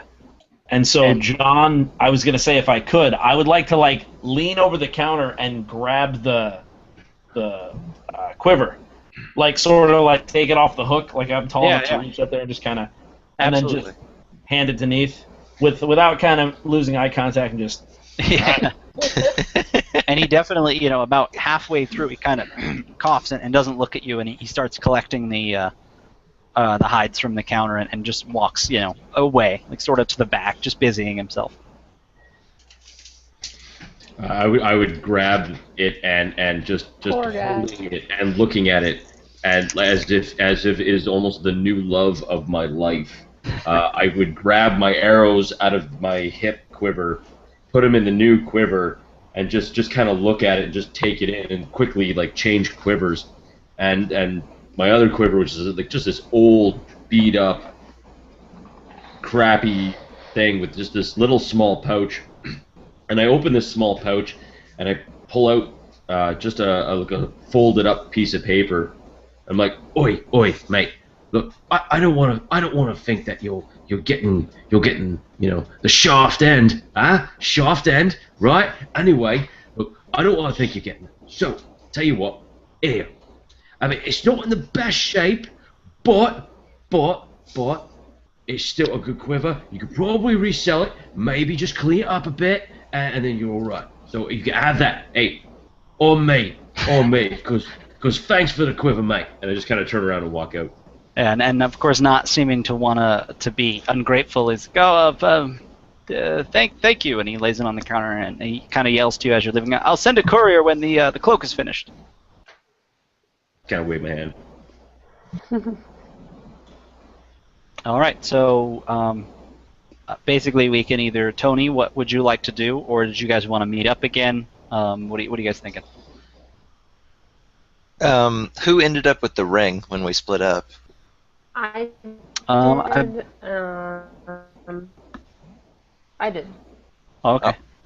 Neith just kind of thrusted it Eden. Oh, yeah. She said it would make him all noisy. So, I mean, if in-game they're going to be there for a little bit, she can always do the jeweler another time. Doesn't matter. Well, basically, I imagine these things sort of happening simultaneously, so you'd probably end up finishing up at the same time. Okay, so maybe she just runs into the rest of the group, Well, I think Cryptbreaker James was going to do something. He just wanted to know who had the ring. Yeah. Oh, given that each of us had a different errand, perhaps I could have taken the ring somewhere. Okay. Yeah, alright. Let's say you have it. Is that okay? Yeah, absolutely. Alright, let's see, what did we say? There was an Arcanum, a college, and Well, a jeweler. basically the college sort of area is called the Singleton Arcanum. So that's the same place. I think I was unclear. So yeah, there's that, and there's also a jeweler there as well. There's also a blacksmith with a Fletcher in it. Basically there are all your normal amenities in this area. Okay, well, I would go to the college, but those are students, so I will instead go to the jeweler with this ring and step in and see if I can't get an identification. Absolutely. And so you go into the jeweler, and again, so you can tell that this is a city that makes a lot of money. There are a lot more rings than you see in most jewelry places, rings and necklaces and just beautiful things. In fact, there is a glass case, a small glass case, inset into the wooden counter that has like a beautiful necklace, pearl and golden necklace, and just it's really good. Really everything's beautiful in there, and you walk in, and this one is for Cassie, and you you walk in and she says, "Why, hello, dearie. What can I do for you today?" And you see a very old woman behind the counter. Very warm and nice. Just sort of, people drop a lot of money in her store, so she's very welcoming to most people that come in. Was wondering if you couldn't take a look at an unusual ring for me. I was thinking of perhaps pawning it, perhaps finding someone who might like it, but it is odd, and I thought I would get an expert's eye on it first. Do you hand it to her or show it to her at this point? Yeah, I'll place it on the counter. And she'd pick it up and she said, "Well, it looks fairly normal to me. I've got odder rings in here. Whatever do you mean?" It screams like a woman. Well, that's ridiculous. There's no way. And she would go under the counter and she would pull out a large box. It looks like one of those sort of two-sided tackle boxes. So it's a square wooden box with latches on the top, and she opens it. And so it opens to either side, and there are like tiers, a bunch of little jeweler's tools. And she pulls some things out, and she puts on a little, like eyeglass, and she's looking very closely at it. And she takes a sheet of paper in there, and sort of, it's a small square sheet of paper, and it has a rune on it, sort of like a arcane circle and stuff, and she puts it there. Ooh, and can I arcana that? Absolutely. Awesome. God, 25. Oh, geez. You know this very well to be basically a detect magic spell. Okay, but in this fashion, it's basically, set up so that she can do so easily. Awesome. Yeah, so she lays the ring on the on this little sheet of paper, and she's got her, what do you call it, her eyeglass in, her appraiser's eyeglass, and she takes out some sort of long metal tools that are thinner at the ends, and she sort of pokes it a bit and says a few words, and the ring begins screaming again. And kind of put my hands up, be like, yep, that's the one. And it starts out fairly low and gets louder and louder and louder, and she sort of like screams like and looks around, and she goes and she finds another box. There's just a lot of sort of tools behind her, and she finds a box, and she it's got a lock on it. She opens it up, and she opens this box, and you can tell that it's wooden on the outside, and it's lined with some sort of metal and like velvet. It's basically like, you can tell that this is a very thickly lined box, and she throws the ring and closes it and puts it next to her, and she says, I didn't believe you at first, but what we've got here is a garden variety ring of tracking. This is just a simple way for someone to find you. We'll let it sort of cool down there, but if you don't mind, I'd love for you to take it when you leave. Of course. So, what can you tell me? It just screams when its owner is nearby, or? A spell can be cast that allows it to scream, but it's very simple. If you're not in range when you cast the spell, basically it doesn't work at all. But if you're in range and you cast the spell, it begins screaming, and it serves as a very simple tracking mechanism, usually used for tracking burglars or things like that. It's basically it's a trick. I see. Thank you. I will leave a very generous 10 gold pieces on the counter and quickly pocket the ring. Okay, yeah, and she takes it out of the box. It's done screaming, and she gives it back, and she says, I wouldn't hang on to that if you know who gave it to you. And of course, she very happily pockets the 10 gold, and you leave the jeweler. Okay. Does she have any necklaces with animal shapes or anything like glass? I would say that she definitely does. Basically, she would have sort of an area of things, an area of different things that were sort of animal themed. So you could find a ring with a lion's face coming out of it, and things of that nature, definitely. Okay, I'd like to get a trio of glass pendants, one of which a dog, one of which a bird, and one of which a dueler's sword. Absolutely, and again, being a very wealthy place, upon telling her that, she looks around for a little bit. She goes in the back. She's clearly got a stock of different things back there, even though the front is fairly stocked, and she's able to find all of these things for you. Mm-hmm. And she gives them to you, basically like, I think if you hang on to that ring, we'll call it even. Thank you. Okay, I head out and go to meet the others at the tavern, looking rather disturbed at the implications. Awesome. So you go to the tavern. Is everybody else heading to the tavern now that they're finished what they're doing, or what do you think? Yeah. Basically meeting back up. Sure. So go ahead. Just Oh, you were just saying, yeah. Sorry. So upon heading back, like I said, I imagine these things sort of taking place simultaneously, and then you sort of all come out of your respective places and you go in. Eden, before you go in, somebody, a child actually, a very just mussed up hair and kind of dirty. It's a little girl. She's not wearing any. She's not wearing any shoes. She's got tattered pants. But she more just looks like a kid that likes to play in the dirt, and less like a kid that isn't well kept. She's certainly not an orphan. And she runs up to you with a letter, and she says, "Are you one of the breakers? Eden Breakers, is that you?" She also sounds like an old lady, apparently. Why, yes, my dear. What do you have there? And she Eden crouches down to get level with her. Okay. And he genuinely oh, cute little girl. And she holds out a letter with a sort of a stamp on it. What am I thinking? The wax stamp. It's sealed. And she holds out the letter, and she holds out her other hand expectantly. Eden takes the letter, and she kind of looks at the hand, and she rolls her eyes, but she gives a little good-natured giggle, and she gives her a few coppers.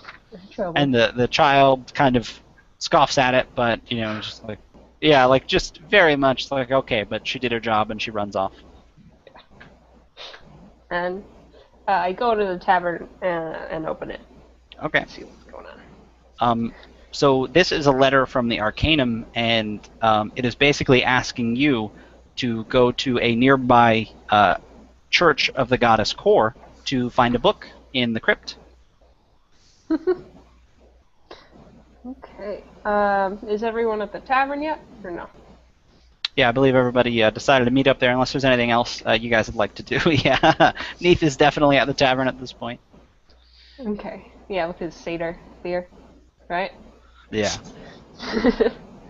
Right. Well, she takes a chair and sits down next to Neith, and pretty much once everyone gets there, let them know what the letter is.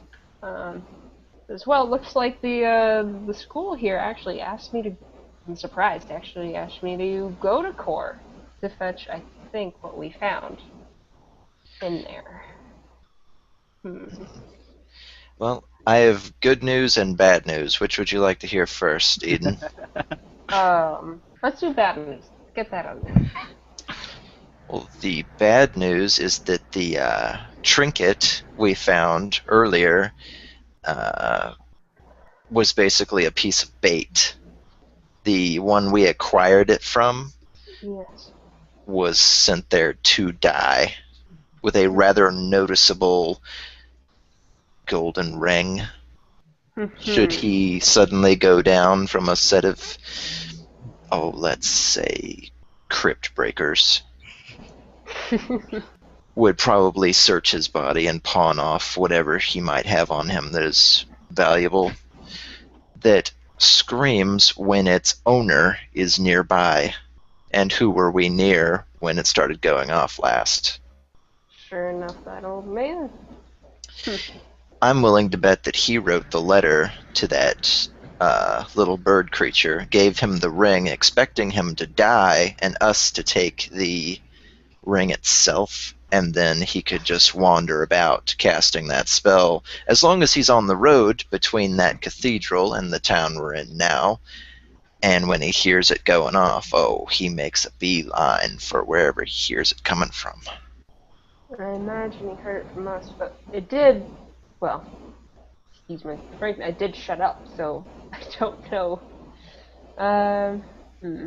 So what's the good news? I got you this nice necklace. Why, thank you.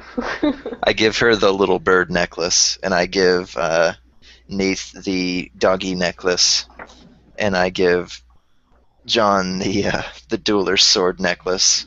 Awesome. They're just glass, but I thought it'd be a nice token. Well, thank you. It's very generous.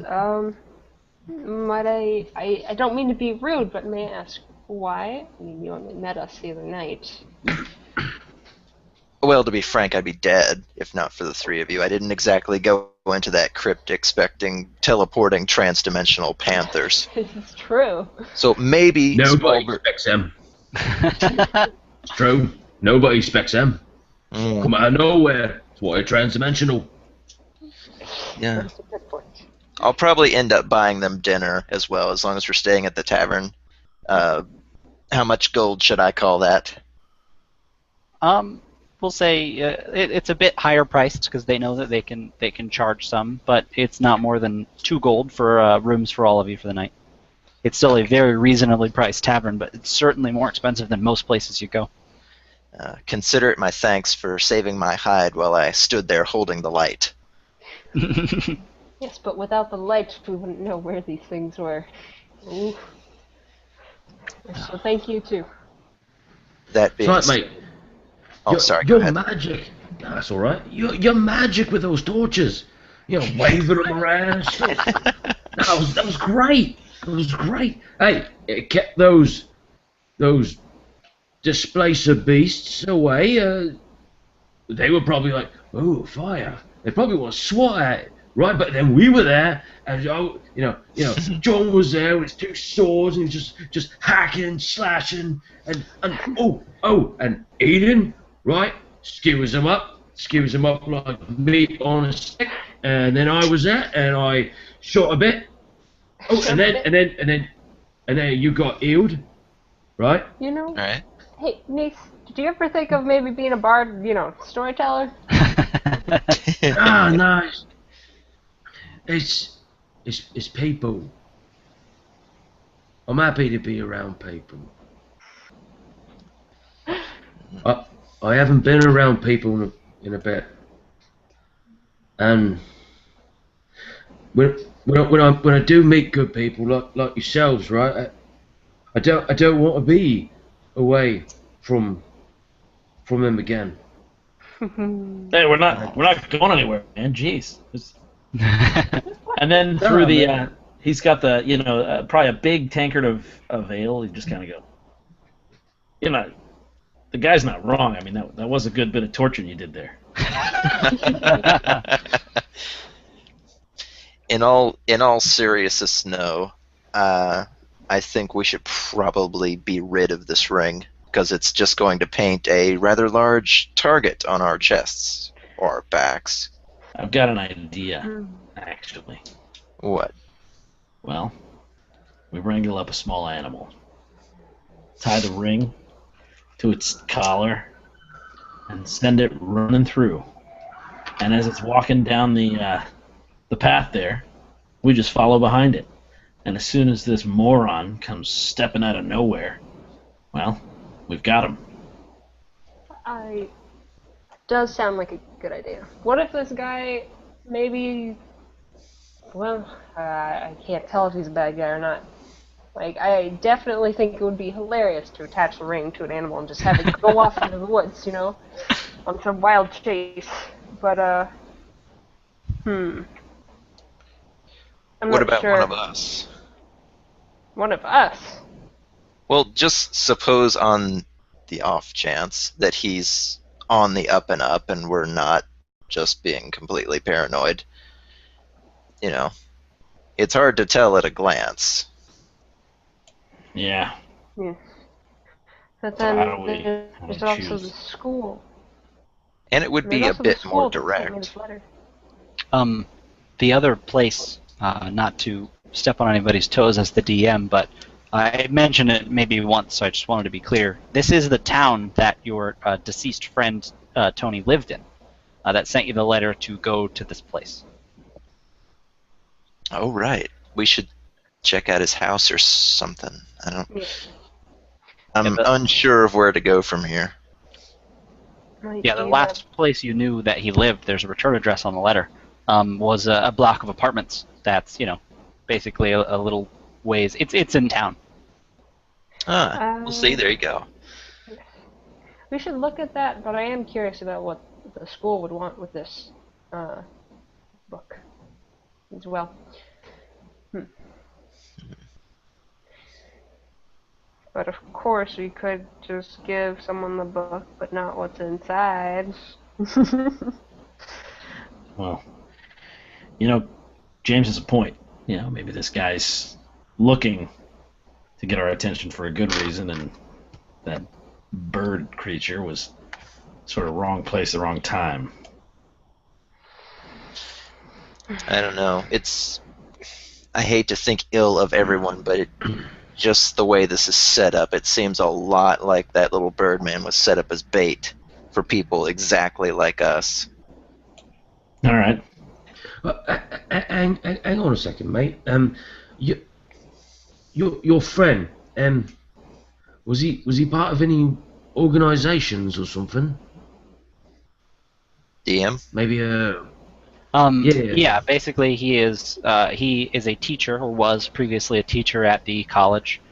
He lived in this town for quite a while, and the idea is he would occasionally pay you to retrieve artifacts that he learned of, but rarely were they worth a lot of money to normal people. So while a lot of times you would break crypts, for things that are worth stuff, in this case and in a lot of cases that he would hire you, he was looking for more academic things. So he would pay you well, but usually the items you retrieve would be of some other value, whether they would belong in a museum, or sometimes he would have you go get books. And in the same way, a lot of times they would be in places that have already been looted, because they're things that some people would leave behind. This Tomlin was his name. He never sent you to go get things.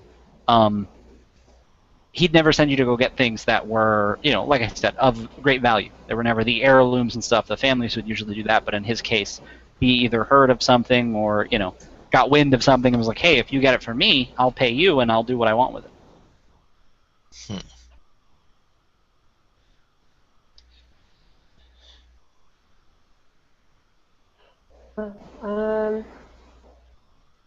So, who is... Okay, so... Shoot. So, Cryptbreaker. So, Tomlin is from the school, yes? Yes. Right. He would feel better than perhaps going to school. See if he has an associate or something that actually sent this letter to me. Actually, is there a name on the letter? I didn't even see if someone... Yeah, the name is, it's very... the front is written and it says, from the Singleton Arcanum, and let's see, the person's name. I have it written down. Sorry. Oh, you know what might be safer? Yes. I know we can't read the book, but suppose I copied the first page, just based on looks, like calligraphy, and then we could see if anyone could read it. Or at least in the language, because if it's in Abysmal, I'm going to have to toss it in a fire. But no, that's actually, that's a great idea, and I think there's no reason you couldn't do that. It would basically be like drawing. So given, the materials and enough time and potentially a private place to do it, absolutely you could do that. I do have the, out of character, I do have the sage background, so I am quite skilled in calligraphy. Yeah, no, that's a great idea. Absolutely you'd be able to do that. So James, don't do a word for word. Just maybe pieces and parts, right? Just in case there's something important on there that we don't want anyone else to see. Sounds reasonable. I could copy, 50 random strings of words? Perfect. Yeah. And it would look like gibberish, but suppose somebody recognized the language. Exactly. It would basically be like, you're sort of approximating parts of this language. All right. I would need some time to do this, though, before we actually set out. Could we convene for the evening, and I could do that up in my room in privacy? Yeah, if everybody's okay with that. If there was anything else you wanted to do, of course you could also get to it tomorrow. So it's up to you guys. I'm fine Yeah. with that. I'm also not trying to be weird, but we shouldn't have rooms too much apart. And if we could, it's probably better if there's at least a pair of us to each room. That's fair enough. Very well. And absolutely, you could do that. This inn would have large enough rooms that are, fit two people comfortably. Separate beds. It's not like I said, the rooms are a little more expensive, and in that way, they're a little more lavish. They have, a mirror and a water basin and two beds, and each their own toilet. These are fairly fancy rooms that Cryptbreaker has bought for you.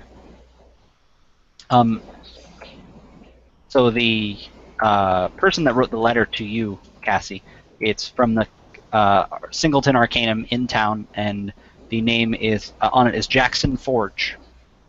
Okay. So, do you think you would have this done by tomorrow? Perhaps we could take it to this Mr. Forge person. Definitely. Yeah, Definitely. yeah, exactly. It wouldn't take long, but if you guys want to rest for the evening, that's perfectly reasonable. All right. Sounds good to me. And upon going to the room, and as I understand it, Cryptbreaker James paid for all of our rooms, right? Yeah. So I would definitely just be like, hey, pal, thanks a lot. Hey, look, a John. Hey, that's you. Cryptbreaker would say the same thing if you were in a room with him. You'd say, hey, it's a John. He'd be like, oh, look. He'd point at you and say, oh, it's a John. John on John. John, yeah. Oh, damn. So, Sorry. are you guys all posting up for the night? Yes, I guess so.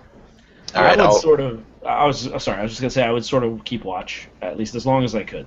Yeah, that makes sense. And so basically, what I'm trying to get at is, if you're doing that, we're going to take a break here for about 5 minutes, so that I can pee and get a drink and stuff. And I think that's a pretty good intermission point. sounds good.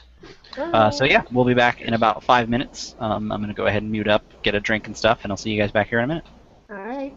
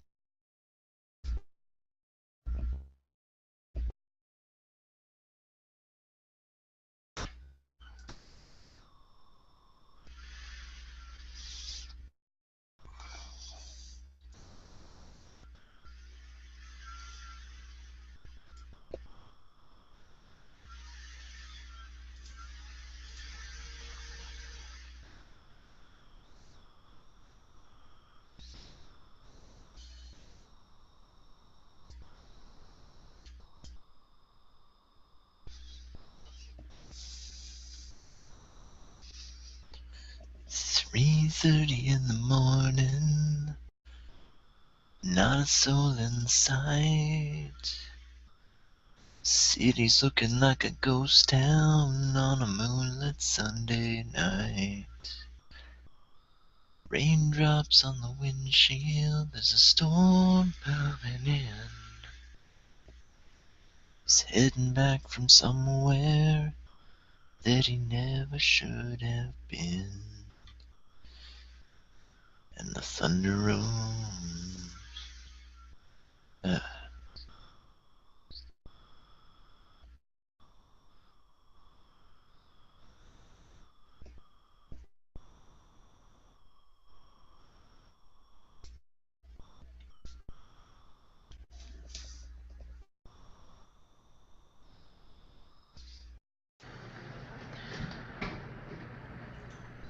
Hey, Mike. Hello, hello. Well, let's see what the chat's going on. Mini Terrain Domain, who is excessively awesome, and to all those watching, if you are not subscribed to his channel, you're insane. Because if you like creating just virtually awesome terrain, watch his stuff, because his stuff is just great. And Kevin, I don't know if Barker would want me to make a commercial, to be 100% honest, but that would be interesting. I'm sure with the power of YouTube, you could pretty much make a commercial. I think we just did. So sorry, Juice, you did come in during a break. Is there a chat for people that are watching? Yeah, if you head on to the YouTube, and this is very true. Yeah, I know. It was one of those weird things. It's like the Wedding Crashers, but this is like the Gaming Crashers. I decided to just crash their game, and it's like, ha ha, suckers. I'm playing your game now. I'm a ranger. Yeah, actually, I think if you scroll up in the chat, I did put the link to it somewhere. Oh yeah, there it is.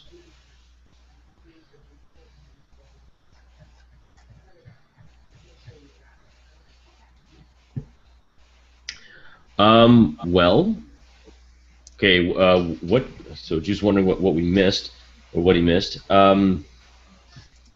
Craziness, absolute craziness.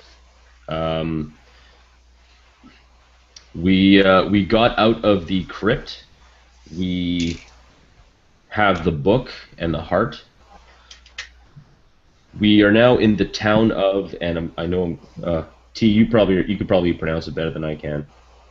Carlhort. Carlhort. Carlahort.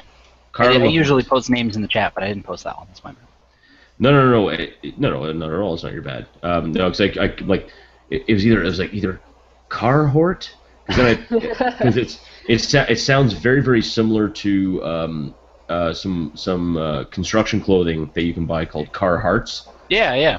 So I'm like, it's Carhartt. No, it's not Carhartt. Because I wear those, and they're very expensive, and they're very nice. They are, yeah. But yeah, Carla Hort. We are now in the town, and we are trying to figure out the friend, or the recently deceased friend of Cryptbreaker James, who sent him on the mission to retrieve whatever. And there's a cat. And cat. Yeah. and we are now looking Tail. into getting the some information either from him or the college. Wow, T, cold shower, brah. 4-7. That's one of our cats, and the other one doesn't have a tail, and she's somewhere. Oh, a Manx. Oh, they're so adorable. Manx or Scottish Fold? Well, I mean, she's not a purebred. She's a I have tuxedo no cat. idea. It was pretty cool. I went to the vet with her, and they said literally she has no tail. That's just the end of her spine. So Oh, wow. I know. So it's pretty short. It's still like, Obviously not her. but Oh, we're all back. Oh yeah, I think Tim just got back. Yep. Oh, jeez, Tim. Right, Natasha, get out of here, bro. Don't punch my dice. Get out of here, bro. Well, I opened the Dog door. is on that the was a couch mistake. being a lazy bum. Cats are pestering James. Sounds about Yeah. right. All right, so you are sleeping or keeping watch more or less as John is, and yeah. So basically, Cryptbreaker, you copy, like you said, basically some of more or less draw some of the symbols onto another piece of paper that you see.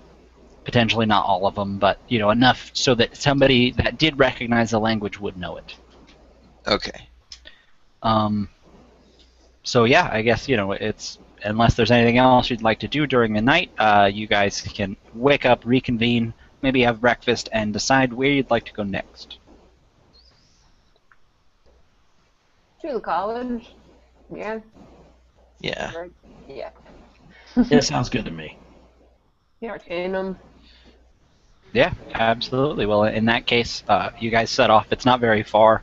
What would you say? What time is it? Maybe is it morning, closer to noon, later in the day? What do you think? Morning. Same morning. Yeah, I'd say around like. No reason if you to think put a- around. Yeah. Put a standard time to it, maybe like 8 a.m. Oh, okay. Yeah. Yeah, so pretty early. basically heading off to the college again. When you wake up, the town is only just beginning to really come to life. But as you're on your way there, it's almost as though it's rush hour. There's a lot of people, plenty of people everywhere, and you make your way to the college, and it's basically a few buildings. There's a large two-story building that looks like it would be the library. There's sort of pictures of a sign with pictures of books and whatnot, and there's a large area of people convening, just an area between these buildings and what looks like students coming to and fro and professors, and it's this to be the school. Is there a specific place you'd like to go? What do you guys want to do? Basically, you're at the college.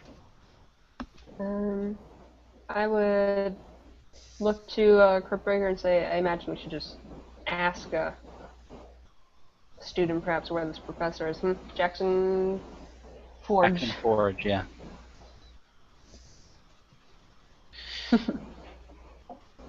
Yeah, all this is it's above my head, so I'll leave it to you guys and gal. Out of sight. Eden? Why don't you trade me the heart for the book? Yeah, and you guys can do that before you leave, of course, if you want to say that, of course, so that nobody sees you. Okay. Because the guy that sent me is gone. The guy that sent you is not. Ah, yes, okay. I will gladly hold on to the book then. Okay. So you still have the copied page, though? Yes. And who has the ring? Ah, that's a good question. I left the ring behind. In the room you were in? Yes. Perfect, sounds good. Good thinking. So, yeah. So you guys switched. Cassie, you now have the book. Cryptbreaker, you have the heart. What would you like to do? You said you wanted to stop someone, or what do you think? It's your show, Eden. Okay. So I go to an older gentleman in a robe, looks like a professor, and just basically, ask ask for Jackson Forge, what department is he in, and Eden, pretty much becomes a little proper, standing up very straight. So as you approach this older gentleman, like you said, you can very much tell he's a professor. He's got, very small spectacles, little glasses on the end of his nose. And as you approach, he's kind of like, you don't look like a student. What can I do for you? What are you doing here at the Singleton Arcanum? What can I do for you? I have a correspondence with Professor Forge, and I would like to see him in person. That's all. Professor Forge. Well, I've been here a long time, and trust me, my memory isn't what it used to be, but I have no recollection of anyone named Forge. Forge, you say? Are you sure it's Forge? Yes, I am very sure. It's Jackson Forge. Also, there was, actually, I believe, a man by the name of Tomlin was an associate of his. Oh, Tomlin, yes, Mr. Fitz, absolutely, yes. Oh, no, he definitely is a professor here. Well, he was. Nobody's seen him in a few days, but he was taken to leaving sometimes in the middle of a semester. It's no surprise, but I'm sure he'll be back in a few days if you're willing to wait. A few days. Well, I was asked to get something for Mr. Tomlin. He told me he would be back by now. Is there an office or some place that I could reach him, or at least leave a note? Well, absolutely, yes. You could you could find his office in that building over there, and he points to one of the buildings. Or you can stop by his apartment. If you have the address, that you might be able to leave a note there. And if he said he'd be back, well, maybe he is. Sometimes he doesn't always come into work the way he should, but tenure and all that. He's kind of gets away with a little more than some of these youngins should nowadays. Also, one more question, thank you. One of my companions is actually very interested in perhaps studying here, especially in the arcane languages.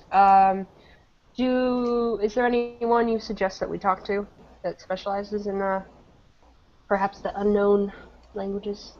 Yes, well, yeah, it's certainly not my department, but I will say that if you go down to that building there, and he points to a building that some of the classrooms might be in, he says, yes, there is actually, just getting out pretty soon here, there is a arcane writing class, and the professor there might be able to help you. Okay, thank you very much. I guess we'll go check that out first, and then I'll leave a message for Tomlin. Thank you for your trouble. This is a beautiful campus. Yes, thank you, absolutely. And I hope you find Tomlin. Please let him know to come see me when he finally decides to show up. Absolutely. What's your name, man? So I can tell him? My name is Jory. Jory. Alright.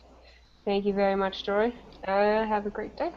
Absolutely. And Eden excuses herself and goes back to the waiting group and mentions to the men that an arcane writing professor, will be exiting class shortly. Yeah. Would you like to go check that out yourself, Cryptbreaker? I think I shall. I'm quite well versed in arcana in general. Maybe he'll be more open with somebody who can talk shop. Definitely agree there. Okay. Yes. So you guys find some shade. I'll be right back. And I'll go see... What was his name you said? His name is Gregor.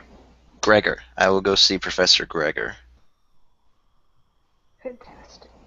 Awesome. And so you go to a very large two-story building, and it's very clearly a building just full of classrooms. You go in, and it's at this point very empty. Walking by some of the classrooms, they're full of students. You see through some of the windows that their classes are in session, and then you hear a loud bell ring, and suddenly the halls fill with students. But he told you, basically where you'd find him. He gave you the building number. It's building or the classroom 142, So you can head there, but you're basically having to wade through students, young and old, of all basically shapes and sizes, different classes. This is a fairly large college, or rather diverse more than anything. Excellent. Okay, I'll wander as I please, no real rush until I get there. Yeah, and so when you get there, the last few students are filing out, and you walk in, and but before looking up, he's stacking some papers, and there's a sort of a board behind him with some different writings that you very easily, it's like basic arcane stuff, just like different like magic runes and stuff like that, very simple. And he says, "I'm sorry, but office hours are," and he's shaking the papers, and as he says that, he looks up and he doesn't recognize you. He says, "Oh, I'm sorry. I'm just off to somewhere. Is there something I can help you with?" Oh, sorry to bother you. I was just wondering at a certain language, and I was wondering if you could identify its origin for me. Oh well, like I said, I'm just off somewhere. But yes, if you give it to me, sure, maybe I can take a look. Sure, sure. And he seems a little annoyed, like he doesn't recognize you as a student, but he's a little wary of you. Okay. Oh, I do appreciate it, and I hand him the copied page of what no doubt reads as gibberish if he can read it, but just to see if he could tell me what language it is. Yeah, and he takes a look and he sort of fixes his glasses and he's looking. He's like, "Well, yeah, no, this is absolutely, surely this is." And he looks and he walks, back to a small bookcase in the corner, and he takes out a book, and suddenly he seems to have completely forgotten about where he was, wherever he was off to, and he spreads a book out on his desk, and he's looking and he's comparing, and he's not sure, and he's looking, and so he says, "Actually, one moment," and he leaves the classroom for a few moments, and he left some of his books out, but he takes your paper, and he walks out. And a few minutes pass, and you might be getting a little wary, but he finally comes back, and he's got a very old, sort of dusty tome that he closes the other books up, and he lays this out. It's very large. This book is probably twice as large as a normal book, very thick, and he clears his desk, and he opens it very wide, and he's looking at your drawing, and he says, "Listen, I've got to ask you, where in God's name did you find this?" Buried, actually. There isn't a teacher that's teaching this, is there? This is, and he sort of trails off. No, I'm actually quite well versed in Arcana myself. I kind of grab some chalk and write my name in Draconic and such. Kind of show him that I can walk the walk with him. But this just puzzles me. Like, I would know Russian lettering if I saw it. I would know Arabic. I would know Elvish. Just looking at the letters, like any man of language could be. But this, I don't even have a root to draw from, which is why I came here to see you. And so with that, he says, "I'm sorry," and he puts his stuff down and goes, "The name's Gregor Montoya," and he holds his hand out to shake your hand. He says, "It's wonderful to see you. I'm sorry for that before," and he sort of, you can tell that he has a bit more respect for you now. It seems. So basically, he's like, "Yes. So this language," and he's looking at the book, and in this book, you see that it is what looks like sort of a textbook. You see a lot of this weird gibberish writing in there among other common, like, talking about it. So this is, according to this, there's a small section in the book with this in there. Because according to this, this is an old dead language from one of the islands off the coast of where we are. There's not much travel between here and there anymore, and, well, some tribes inhabited the island, and honestly, I'm surprised to see anything like this even anywhere close to where we are. You should... Well, I'm afraid to say it, but you should be careful who you show this to. And where did you say you got it again? Tribes of what, Professor? I'm dying of curiosity. And so he would have only an approximate knowledge, and he'd say, "Well, I don't know all the stories myself, and if you head by the library, you might know. And actually, when he comes back into town, Tomlin might be able to help you with this as well. But I honestly, I don't know much about it. But there were stories and sort of, I guess you could call them legends about people with like men that weren't men walking, just full of knowledge, the smartest men you'll ever meet. Really, it's all, none of it ever made sense to me. My study is more in the languages, but this is just one of those sort of dead languages you rarely see any of. And usually you see it just like this, copied. I mean, you'll never see a book with it in there, or any true writings from back when they were allegedly popular. Just men, not golems, angels, dragonkin, wanti, anything. And he would sort of think, and he'd say, well, that's where the legend part comes in, because I've heard accounts of the story where all of those things, absolutely. I mean, these so-called men could, they could take any shape nearly, but yeah, really, it's. I think that the whole thing's overblown, honestly. Generally, in sort of such a collegiate area, it's not really considered to be truth or fact as much as it is an old language that nobody understands, and a few fantastical stories were tacked onto it. I wouldn't put much faith in it, but I'm sorry, but I don't know much more about it. Oh, all right. Thank you. Sorry to have bothered you. Oh, no, absolutely. And yes, and he'd shake your hand again, and he'd say, thank you, I appreciate it. And he would sort of begin putting his stuff away, and he would say, and really, I must go now, so if you wouldn't mind, and he sort of points at the door. Of course, and I show myself out. And then he would also leave. He'd go basically down the hall, sort of at a hurried pace, carrying some, books and different things. Huh. Okay, I'll return to the others, looking troubled. He didn't know much, and I'll relay everything that he told me, what little there was.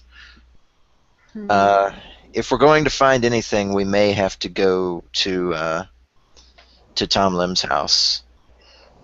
I know this is a bit of a stretch, DM, but considering I'm from an island nation, maybe I do a little history check, like if there's anything nearby. Absolutely, you can.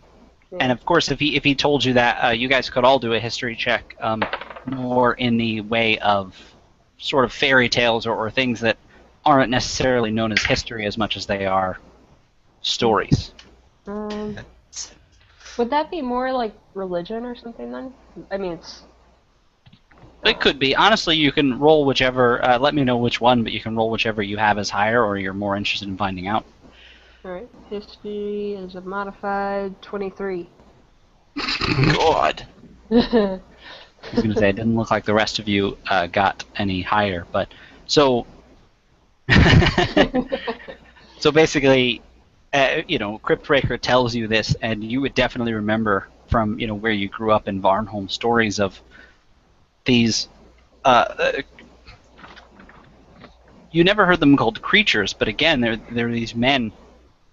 They were in Varnholm. They were referred to as what they called blank men, and they referred to them as such because they had no emotion. They were not truly men. They were in the shape of men, and they were very knowledgeable, but they were never people. These things were built, and again, these are stories you were told. You've never met one, nor would you ever expect to. It would be a lot like expecting to meet the boogeyman or Santa Claus.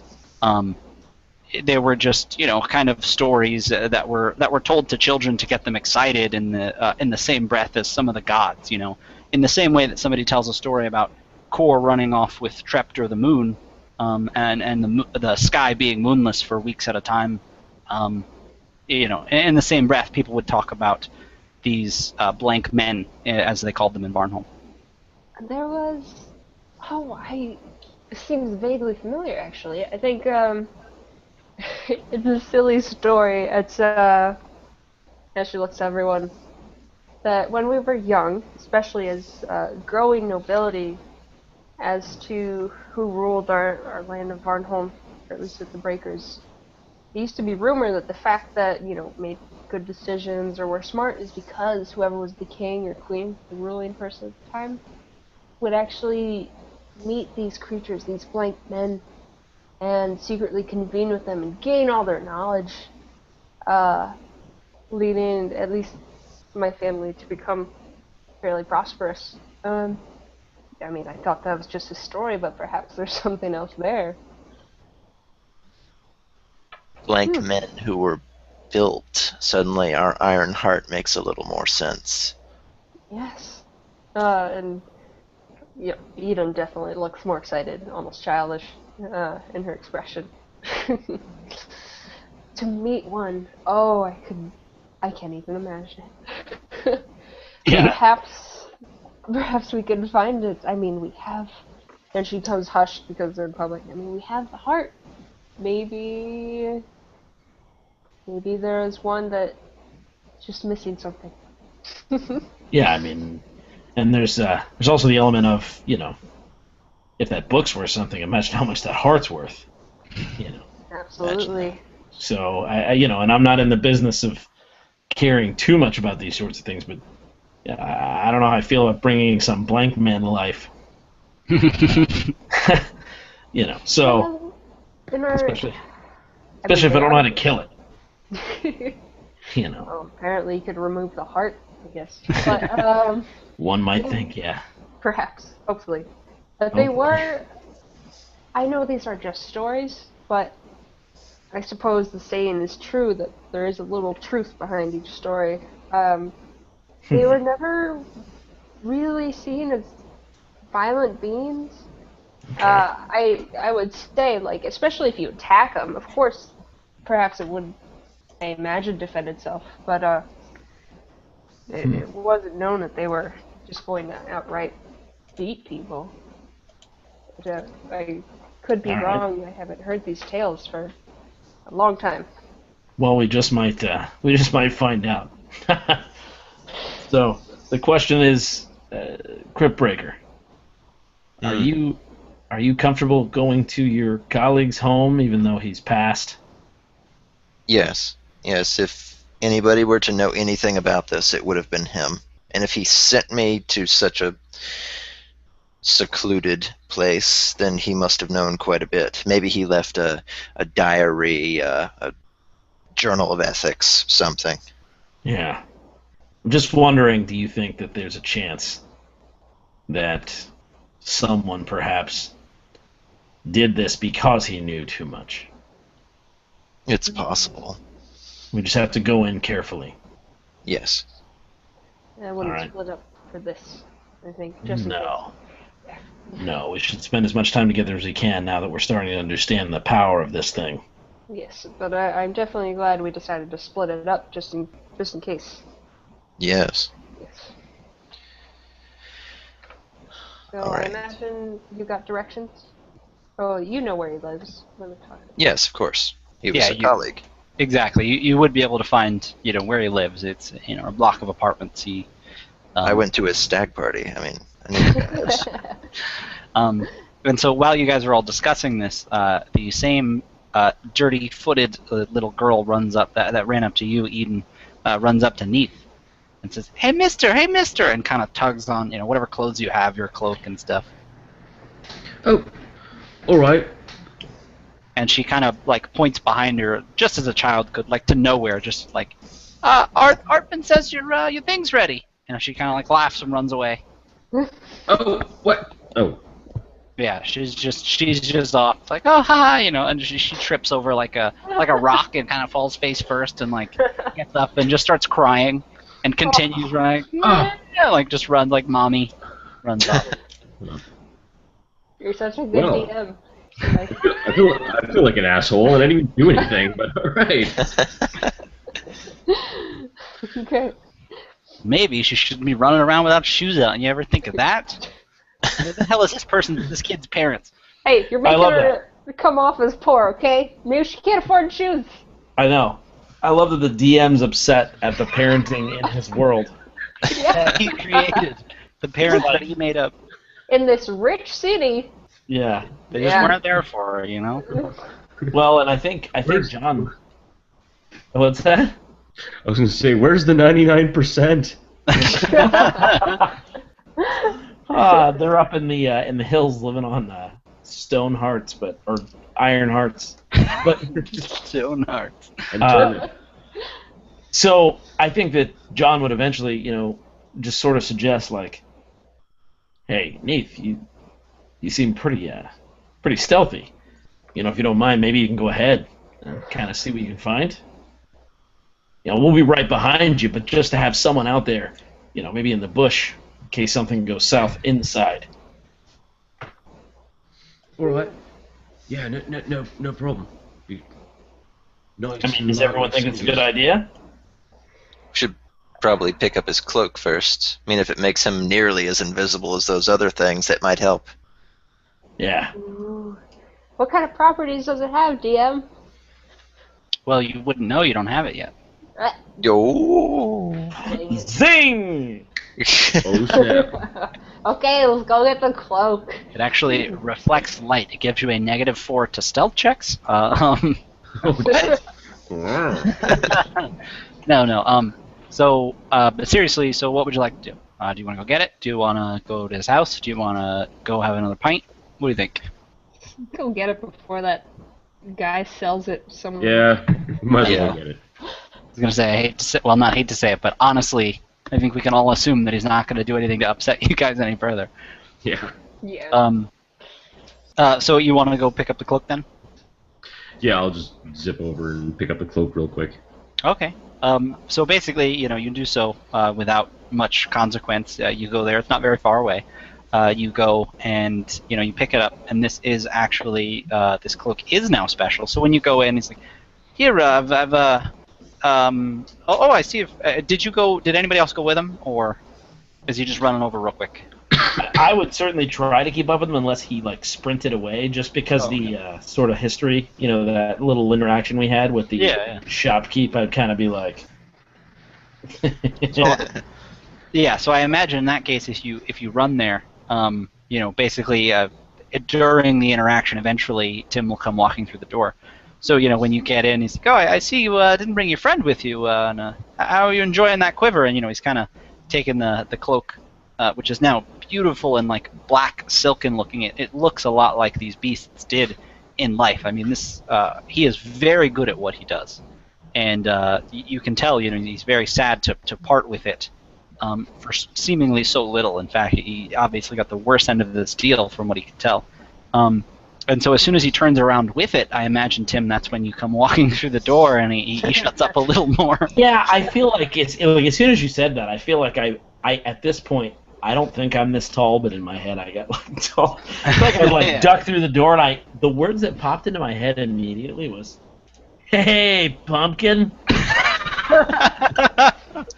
And he's just kind of like, "Oh, pumpkin," but he's just he's good at what he does, but he's not good at intimidation or fighting. He's not the largest guy, and he certainly lives a cushy life. You can tell he's got a lot of money. He's wearing rings, and he's got a bit of a gut. And yeah, so he hands over your cloak, and he's like, "All right, I guess I'll see you later then." Almost kind of ushering you out, like, "Oh, I've got things to do," and he begins to, again, just sort of busy himself with other stuff. And I feel like what John would do is he would gently go, "Hey." Yes. Listen, if anybody ever gives you a hard time, you just let us know, because I appreciate what you did for us. And I guess that's it. Well, I guess if there's somebody I'd like to have on my side, it's you. So absolutely, I'll try and send for you if anybody gives me some trouble. Yeah. As I would start to walk out, I would kind of turn back and kind of snap my fingers and I'd take 2 gold pieces out of my pouch and just kind of place it on the table and say, "Listen, mate, I can appreciate honest work and hard work. You've done both. So Yeah. And just pat like 2 gold pieces. Cheers, mate. For your trouble. Ta. And then I turn around and curtly and just kind of walk out.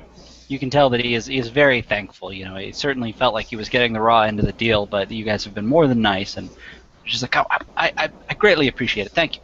Come back anytime. And he says it very sincerely. As you're leaving, I imagine you're sort of meeting up with some people, or the rest of your group. If you remember, this is right next door to the tavern, and very faintly, you hear the sound of screeching that you know to be the ring.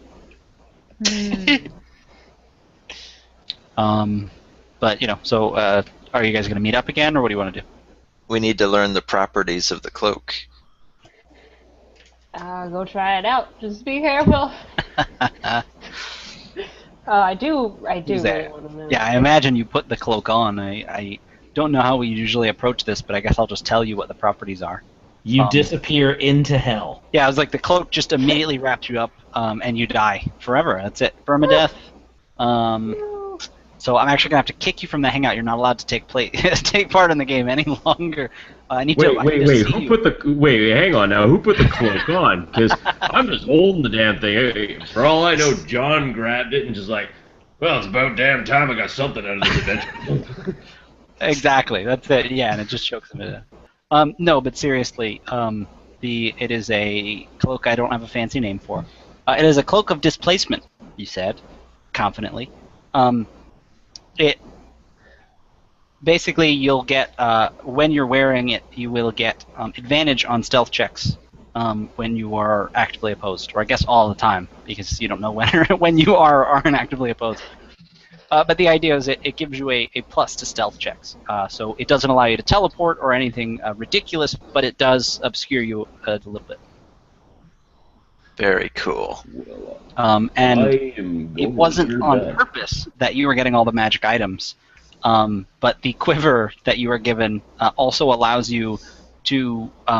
you have to fill it with arrows, but upon pulling an arrow out, you can decide what element it will be. Damage-wise, and it adds +3, but of that element. So you should potentially hit something with fire or ice or acid. +3 lightning. Damage or +3 to hit? +3 damage. Okay, so it does extra damage. Down in accuracy, you go in the toilet. Out the window. No, it does +3 damage, but the important part is, depending, situationally, you can do different types of elemental damage. So basically, it's like you could do the 3 points is a type of elemental damage on top. You can also fire normal arrows from it if you'd like. So we have a regular-ish guy with a necklace that has like 7 symbols of different churches. We have this like decked out oldish like cleric in like a 1980s BMW armor. We've got this extra tall like paladin who has a breastplate. And then you have a super ranger displacer cloak, like magic quiver, and he's the nicest guy out of all of us. It gives you a plus to stealth checks, but a minus to hide in plain sight. Like stick out like a sore thumb in a. No, no, not really, but still. I would question none of that. I question none of that at all. Just take it. I accept all of your GM fiat, and I will continue to accept all of your GM fiat. Good, awesome. All right, so now that one of you gets every magic item in the game, the rest of you like to do. He's won already, so he can go home. No, so what did you guys want to do? The ring is going off. We need to see if we can't spot a little old man in the crowd. Yep. Give me some perception checks. So you guys are basically outside the... Cool, natural 20. Worker. Oh, wow. You guys are outside the hide worker? Nice to me, because I got that fresh 9. Oh, me too. Modified to 11, but still. Oh, right. Well, no, mine is modified to 9. Oh. Modified to 9. So it's kind of funny because, well, you don't see an old man, but you do see someone that seems out of place. In this case, it is a woman, but it is a woman that is basically it's a woman you see, like a very striking looking elven woman in like beautiful clothing, and she's she seems to be scanning the crowd, and realizing where the sound is coming from. She enters the tavern, and you only get that information because you got a natural 20. I spy something unusual. I kind of lean over and gesture, like with a nod for Neith to see, and say, Yeah, and with that sort of, if you let them know, you would all see this, tall elven woman entering the tavern.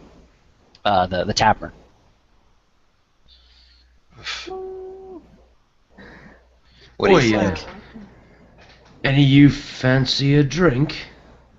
Yeah, I'm Sounds feeling pretty good. thirsty again. I think so. Oh, me too. Usually there's drinks before a woman goes into my tavern room, but I don't know. It's kind of John. fishy. John would elbow James. This is a new day for you, Cryptbreaker. Started Alright. off right. So in that case, are you guys going to head over to the tavern then, or do you want to continue over to the apartment?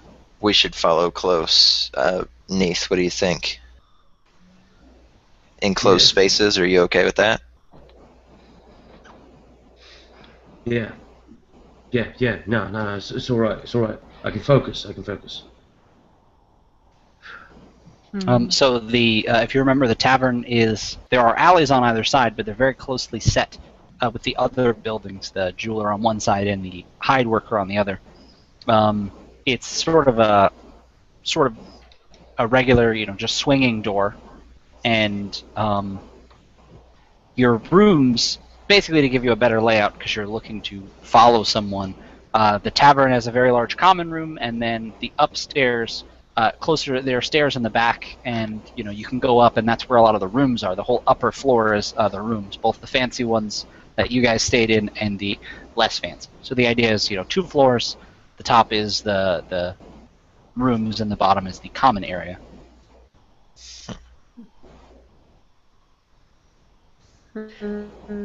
John is super conspicuous, so I would kind of just wait for the rest of the group to kind of play their hand and be more the bouncer.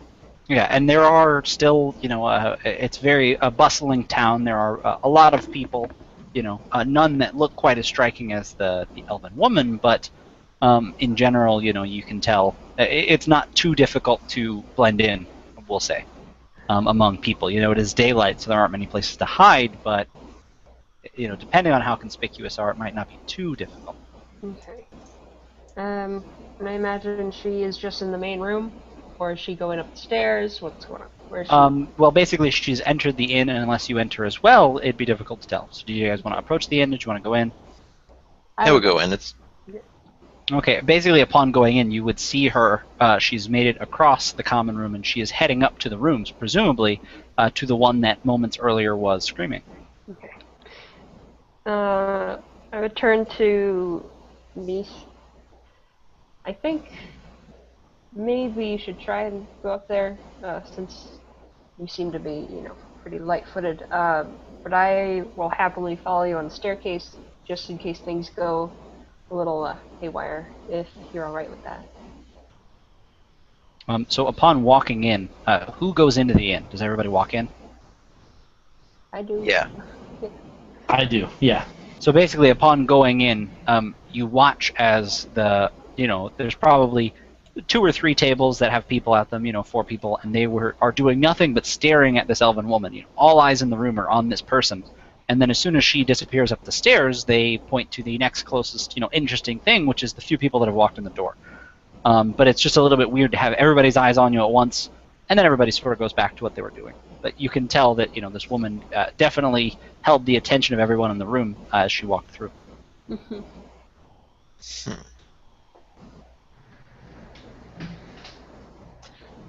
I would probably kind of start weeding through the crowd and just kind of pointing to random people All right, mate. Yeah. I'll get you a drink later. I know I owe you one, mate. It's all right. And then just kind of look like just try to blend in and everything, and then just kind of start weaving my way and kind of like start sneaking up the stairs a bit in such a way, and stepping at the very edges of the stairs to keep them from creaking, and just kind of like light footing up to find out where she's going. Yeah, absolutely, and you would blend in perfectly. It's kind of loud, and everybody's a bit boisterous. It's still fairly early in the day, but some of the people that were maybe working overnight are in there and having a breakfast and maybe a bit too much to drink. And so what I need you to do is give me a stealth check to make your way up the stairs. And of course, anybody else who is trying to sneak or otherwise go, I'd like the same thing. But I think he's on the way himself, right? Yeah, and I believe I get advantage if memory serves me. Yes, you get advantage on stealth checks now. You want me to as well, even though I'm like following a little bit behind, giving him time to... I would say no, because you're sort of walking through the room, but he's sneaking up the stairs. So if you decide to sneak up the stairs, absolutely. Okay. Awesome. No, that's great. So you make it up the stairs, and again, the way I see it is like a movie. Every time you go into the next area, you see her just disappearing around the corner. So right around the corner, and then the way she's going is toward the rooms that you guys were in. I'm gonna give the Heart of Iron to John and say, stay here. I think there's going to be a woman in my room in a few minutes. Okay, now, the important thing is you are doing this in a crowded room. So Crap. That's right. So if you'd like to do that, you can, but I need you to give me a roll. There's no longer a sleight of hand, right? Or there still is? No, there is, yeah. There is. Okay, I was thinking something else. So yes, basically, if you're trying to hide what you're doing, a sleight of hand. If you don't try to hide what you're doing, you can hand it to him and be kind of sneaky, but it's likely that one of the 25 people in the room is going to see you. So I'm not very sneaky, so if I see you trying to do that, I would cover it up by being oafish on purpose and pretending to, like, push you. Like, I would just be like, hey, twerp. Like, almost like, It's in my Dungeoneer's pack, so I'll just hand him the whole pack. That's perfect, too. That works. So I take the pack and I oafishly put it on, and it looks like, when that one little sweetheart at the bus stop has his straps all the way up. You're just like, oh, buddy. You're like, oh, come on, bud. Like, how do you even put that thing on, kid? I'm like, but I've got it close. That's nice and close to my body. Yeah. All right. So, what would the rest of you like to do? Neath, you're presumably at the top of the stairs. You just saw this enchanting woman walk around the corner. It's clear that she's headed toward the rooms you guys are in. Yeah. I would kind of start to like sneak and like try and get a little bit closer to her, at least wherever she's trying to go, and then I will kind of like pull out my short sword, but pull it out and kind of keep it like tight to my side, but I'll still have it. Yeah. Absolutely. Kind of sneak up near her or very close to her, that like at least in like striking distance. Yeah. So basically going down the hall, so it's a long hall. There's doors on either side, 2 rooms, and then so there's maybe 4 doors on each side, and then you would turn left. And as you're walking, before you get to around the corner where she disappeared, a door opens, and a person sees, basically they see you sneaking. You know what I mean? Like you're right in front of their face, and they do that thing where they open the door and they see something, and they close the door. And you continue, sneaking around the corner, and you see this woman going into the door next to the one that you guys were in. Hey, that's my line.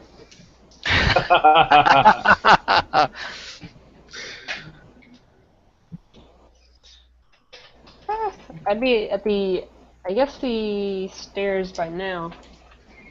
Just kind of watching, making sure he's okay. I'll head up the stairs normally and acknowledge both Eden and Neath as I'm going by, and kind of make a little noise going into my room, kind of like shut the door kind of loud so that she knows somebody's home now, Yeah. to see if we can't provoke some sort of reaction that Neath could see. Yeah, and so basically, she is in, like I said, she's gone in the room. You guys had 2 rooms, and she went to the room closest to you, furthest from the hallway, if that makes sense. So the idea is the room adjacent to yours. And you begin to hear the sounds of an animal. You hear the sounds of, like, what would sound like a large jungle cat. And then you hear a woman screaming as though this large jungle cat is attacking this woman. Jeez. Jeez. I would probably just boot in the door. And as soon as and I would probably have I'd probably just throw my short sword, like stick it into the wood, and grab my bow with an arrow and just like boot in the door and just kind of point it at whatever. Okay, you boot in the door, and I need you to give me a perception check.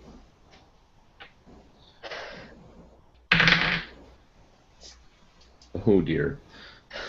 So that would be a big ol' 11. So you boot in this door, and you don't see anything. Immediately, absolutely you don't see a jungle cat or this woman anymore. They're missing. And the window on the far side of the room is open. And, basically you don't see anything, and then this woman drops down on top of you. So basically I need you to roll initiative, and potentially the rest of you if you rush at the sound of him being attacked. Yeah. Megan would run forward, basically hearing the scream. So, I don't quite know where Cryptbreaker is, or how close are you? I guess I would have to burst back out of my room because we've been had. Yeah, I guess it would depend on what sound Neath makes. So basically, someone drops down on him and makes an attack. They miss because they only rolled an 11, and I think your AC is higher than that. So you seem, good enough to get out of the way of that first attack, but did roll very well on initiative. So I believe you guys are giving me initiative. Yeah. So Mike, was that 5 your initiative or your? Yeah, that's my initiative, yeah. Yeah, kind of crap the bed. Yeah, me too. Nice. Good, now I don't feel like the only downstairs. I don't even know you guys are fighting. Yeah, I know.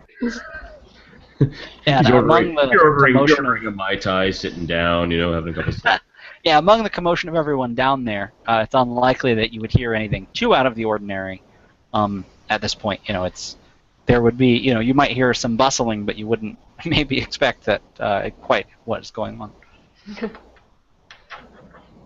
So the elven woman you saw drops down, and for a moment, you can't quite catch it, but she almost, her form almost shifts, but then back. She's back to this, elven woman standing in front of you, but crouched low, ready to attack again.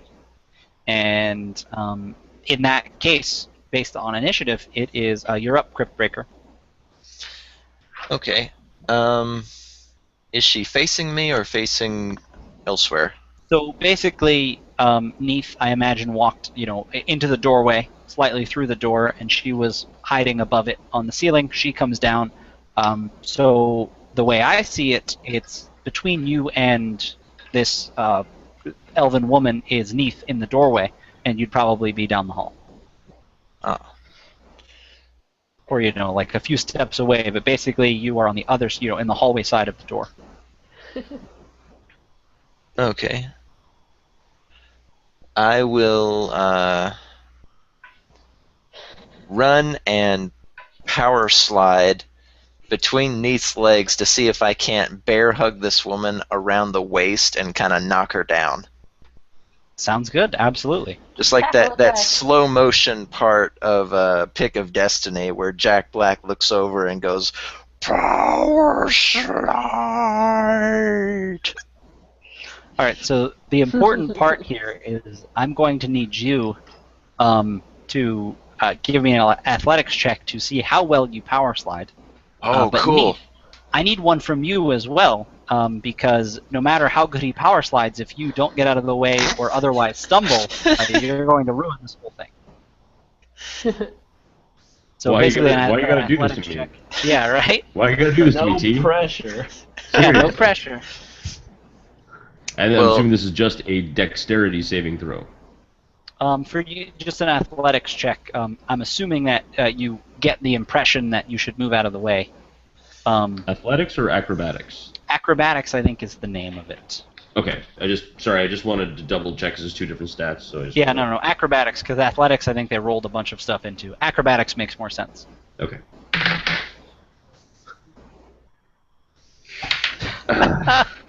Yeah, I just did that on YouTube, and because I rolled a nat 20, and that makes it 25. So you know what? Here's my Okay. mic, and it's dropped. You know, I could see that having gone either way. You could see that being a 1 or a 20. So in this case, I actually got a ×2 modifier to my athletics, so I ended up with a 19. oh, okay, awesome. All right, so So I run up right behind Nathan. I'm like, "Power slide!" Exactly, slow motion.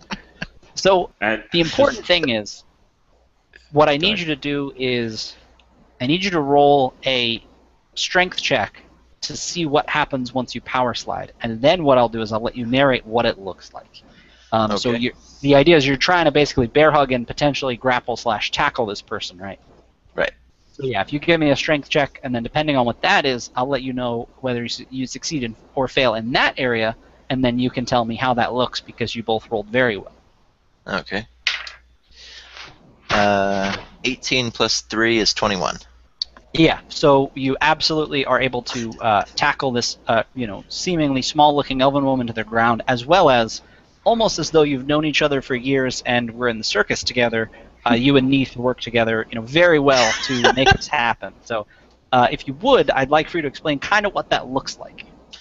Okay, well, having heard a massive weight fall from the ceiling and having a sort of superstition about elven women,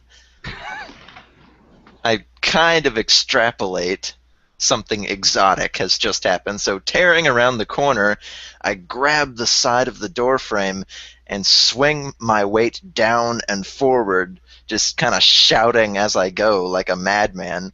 Heath jumps up like the crouching dragon from the second Karate Kid movie when she jumps up onto the car when it almost hits her. And I sail past him on both knees, shredding my pants as I go to bear hug this woman around her waist, and then just like let my head use the leverage and just kind of poof onto her back with me hugging her around the middle. So you absolutely tackle this elven woman, and the important thing is she looks very frail, and you saw her before. I mean, she's quite tall, but for a human, it seems like it'd be fairly easy to topple her over. But when you hit her, it feels a lot less like she is this lithe elven woman. And in fact, upon wrapping your arms around her, she doesn't feel as smooth or the clothes as silky as you would imagine. And when you tackle her to the ground, something similar to when she dropped down happens. She no longer looks like an elven woman. This basically is a very old woman with long hair and just like a crook nose, and she's missing teeth, and she's in a cloak, tattered, and she's got claws. So you are now, grappling her on the ground, and she's going to do her best to get you off of her. But she's no longer the beautiful elven woman or the old man that you saw before. I believe that's my turn after all those shenanigans. Yes, after the shenanigans, and in that case, by the order, it is actually her turn. and she's going to attempt a strength check to get away from you, basically. And I think that this is going to be opposed because I imagine you'd like to hold her down, correct? Yes. So she gets a 12 for your opposition. It's a nat 20. So she does her best to get up, and failing that, she tries to attack you. But you have her completely pinned, and she sort of, looking in your face, snarls at you, and just very feral looking. It's clearly a woman, but she seems Like a almost hag? wild. A hag would be a very good word to describe this woman. Oh, okay. And yeah, she would have usually been able to attack, but in this case, she's unable to because you've got her grappled so well. Maybe I like pinned her arms to her sides on the way down. Exactly. Yeah, like you've got her down. And despite all her flailing, she's unable to attack you. You've got her arms. Basically, it's almost as though you can see a move ahead. You know what I mean? She's not strong enough or quick enough to get out of your grasp. And with that, it is to you, Mike. All right. I would probably grab an arrow out of my new quiver, and my fancy new Gucci or Fendi quiver, I believe, is the proper. And I just pull it out, and I just kind of knock an arrow, and I kind of hold it back, and I like, oi, oi, listen, stop moving around, and I'm not gonna shoot you through the art. So just calm down. We're trying to figure out what's going on here. So if you want to live, stop it. Stop moving. I mean it. And it's just kind of. So I'm kind of readying an action. So the next time, like if she tries to break free, then I'll just loose an arrow, dead center of mass. Okay, and she sort of stops moving for a moment. And then, upon you saying that, she doesn't look scared at all, but she tries her best to spit on you. She's not able to quite hit you because you're too far away. And she sort of continues to wriggle. So depending on how you'd like to play it, basically you can shoot her now because she is actively trying to get out, or you can wait until it's her turn and she literally does the action of trying to get out. I will wait for her to literally do the action of trying to get out. Yeah. So then in that case, it is to the very low initiative of 2, Eden. Yeah. It's up to you. And I imagine you are also down the hall. So what would you like to do? I run up during the screaming, and see Cryptbreaker just bear hugging this woman and her riding around like an animal. And Eden just kind of smirks at the situation, and she puts her hand on her short sword, but looking around, the rooms aren't that big. She doesn't want to accidentally hurt, James over there. And she instead motions to Neith, looking at this woman, saying, I would really listen to him. He's a really good shot. And she does just kind of take her short sword a little bit out of its sheath, just as a warning. And yeah, I think she'll just do that. Honestly. Yeah. Yeah. It's a very small. How big is the place? It's not like enormous. Yeah, Right? the room isn't enormous, but there is sort of enough room for you to, these are the sort of larger rooms. Okay. So to the right of you is a bed that's up against the wall, and you guys are basically right next to that. Right. Directly in front of you on the opposite the door is a window, and then the rest of the room is a little bit open. There's like a vanity and a few other things, but yes, it's a pretty large room. I think she would go over to the window and shut it, block it, and just have a hand on her sword ready to go. Okay, In yeah. case. So in that case, it goes to you, Tim. What kind of drink are you drinking down in the bar? So I imagine that the way I was thinking of it was I'm trying to kind of blend in. So I would imagine myself trying out a chair, and as I sit at this chair, it's just totally uncomfortable and it's like wobbling. I'm just like, eh. I stand up and I kind of go to this other chair, and it's okay, but it's like my knees are like up to here on the thing. And so finally I feel like what I do is I just go to the corner and I grab a little table and I just kind of sit on my knees and like drag it over to me so it looks like I'm sitting. And Sounds good. I think that John is I think he's a cider guy, and I think this sort of place would have just a really tart kind of green apple cider that he would be really digging on. Yeah, that would be their special. They have all kinds of different things, but being situated where they are, with an orchard so nearby, they are famous for their cider. So yes, they have probably the best green apple cider in the land. It's one of their major exports. Yeah, and I love that. I want it to be that montage where it's like, it's all this stuff. It's like power slide, and then this is like this hag, and there's claws, and and you just see, boom, and it switches to the classical music, and I'm like, you've got a tiny backpack on. Exactly. Yeah. I got like a little foam mustache, and then it cuts back. And like Cryptbreaker James is like being choked out by a hag, and I'm just like smelling my cider. So that's about what I'm doing. It's a lovely aroma. So in that case, it is back to you, Cryptbreaker. So you are currently grappling this woman. I am not a man of weapons or combat, but being that I am a grave digger, I am rather well built, muscle-wise. So I will, in a panic, headbutt her into submission. Okay. So in that case, make an attack roll with advantage because she's in front of you. Okay. Nobody's ever going to believe me. Another nat 20. Everybody on YouTube is going to think I'm cheating. Well, this it's is like okay. Yeah, it's all right, because it's like, you know what? These rolls, when it matters, you're going to roll lower. It's okay. Yeah. That's true. But you are going to critically hit with this headbutt. So I would say give me 2d4 plus 2 of damage. Yeah, dude. To her. That's literally splitting somebody's wig. Yeah.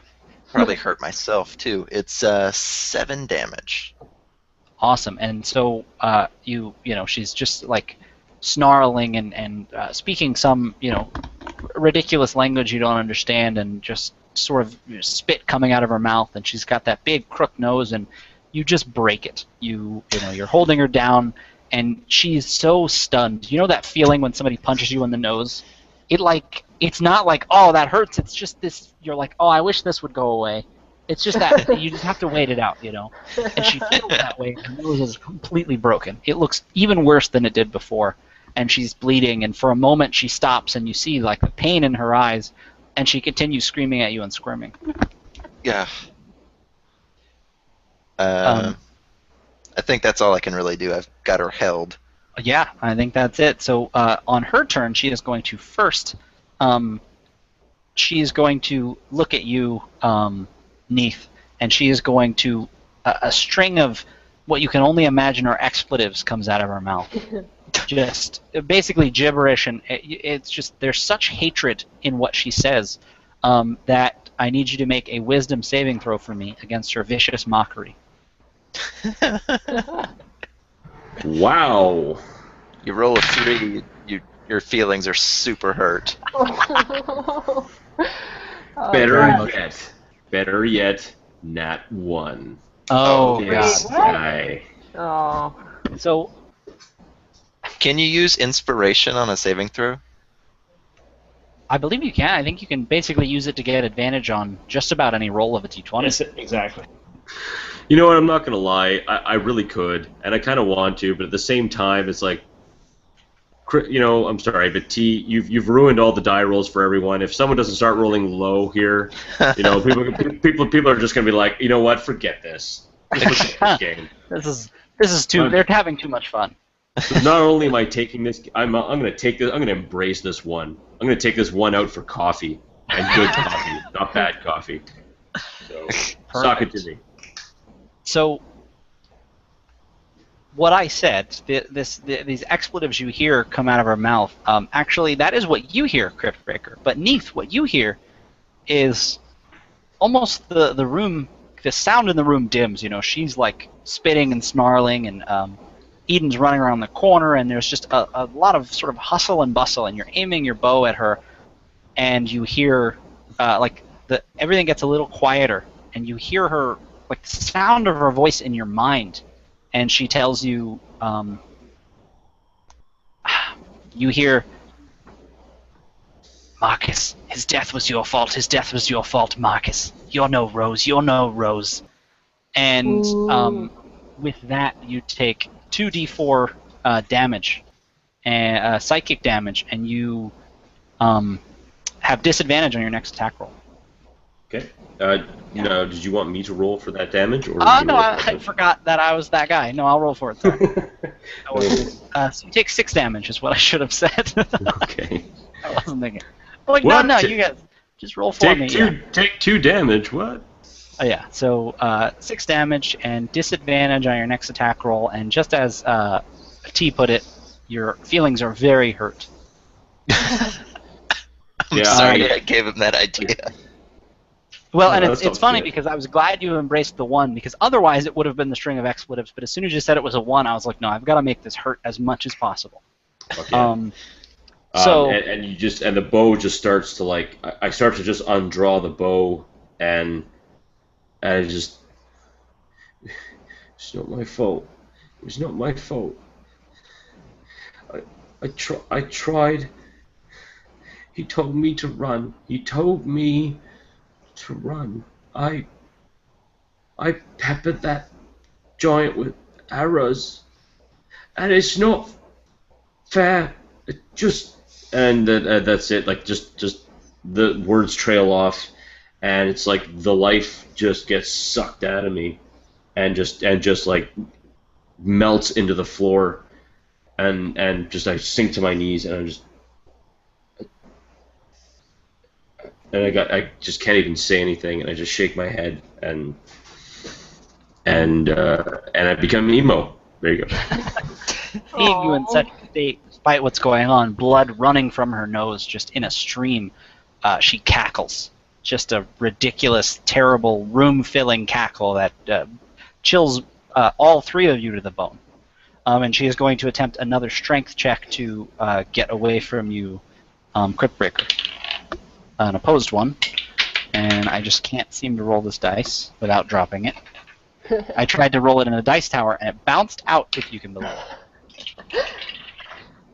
I was really hoping to roll better there, but how does an 8 look? Don't roll a 20, don't roll a 20. Seems my luck has run out. It was a 3 plus 2 is 6. Okay, so things are looking up for this DM. She's able to wrestle her way out of your grasp, and so basically she's able to push you off of her, but she is still prone, and you are pushed off and sort of lying prone across from her, sort of sitting down more. I see you kind of on your butt. She just pushed you off, and that's the end of her turn, and it goes to you, Mike. Did I just say 3 plus 2 equals 6? You did, but I just went. Yes, I figured it was just a slip of the tongue. I was like, it wasn't. Yeah, I was like, it wasn't 8, so we're just gonna go with. I'm a lit major. Don't math at me. Oh, damn. Don't math at me. That's nice. I like that. Math is now a verb. Well, what does one do? One maths. Yeah. Right. So I need to make. Do I need to make a wisdom saving throw to counter, like to break out of it, or is it just a one action? I'm not very sure. It's just a one action. No, it's vicious mockery. Basically, the idea is your next attack roll is is lowered. You know, you get disadvantage and you took the damage. It's up to you if you want to roleplay that being worse or not. But as far as rules written, I mean, you're fine now. Okay. So just the word, like, you know, those words echoing in his head, just, you know, Marcus's death was your fault. You know, it's all your fault. It's all your fault. And it just begins to, I just begin to shake, like just shake my head and just shake it off, and I just stand up. I say, no, it was not my fault. We fought hard. We fought together. Bitch! And just kind of like draw up as I say bit, and just let an arrow fly, kind of as a snap. Absolutely, and just standard roll. What kind of damage is it? I was going to ask the same thing. You get a +3 elemental damage, and you get to choose what element it is. Was it like fire just because you're pissed, like on accident? Yeah. It's just like... Yeah, you know what? Can I re-roll? Actually, better yet. I'm gonna put this down, and I'm gonna try this because I don't think this is going to work. But let's see, if I turn it this way, and I turn it moving your whole computer. Yeah. Hang on, pretty much, because this is the thing. Okay, because I'm gonna pick up these die. I'm gonna show you exactly what I just rolled. Can you guys see what I just rolled? Woo! Yes. 20 and a 2, yeah. Oh, shit. Well, so, are you rolling at the same time? I am, yeah. Okay, so the yeah. idea is, you're able to use inspiration to counteract disadvantage. And you're able to do that, you know, after you roll. So we're going to say that you rolled, basically the idea is you get the 20 if you'd like to use inspiration. Oh, do it, man, Yeah, okay. just for the cinematic value. Sure. Listen, you already took your 1. I wouldn't worry Yeah, about it. now's the time. That's dude. what inspiration's for. All right, I consider 1 inspiration taken. Good sir. Awesome. So in that case, 20 absolutely hits, and basically I want you to roll the damage die 2 times, and then add whatever bonus you get, plus the +3 for your elemental and whatever it is. God. You and your burst damage. I know, right? Seriously. Well, the crit helps. Yeah, no kidding. 6. So it's basically just 9 regular damage and then +3 fire damage. So a total of 12 damage altogether. And I just stare. And all I can see basically is the whole vision of mine just focuses narrowly between her shoulder blades, and then just the thought of her putting that into my head just fills me with rage.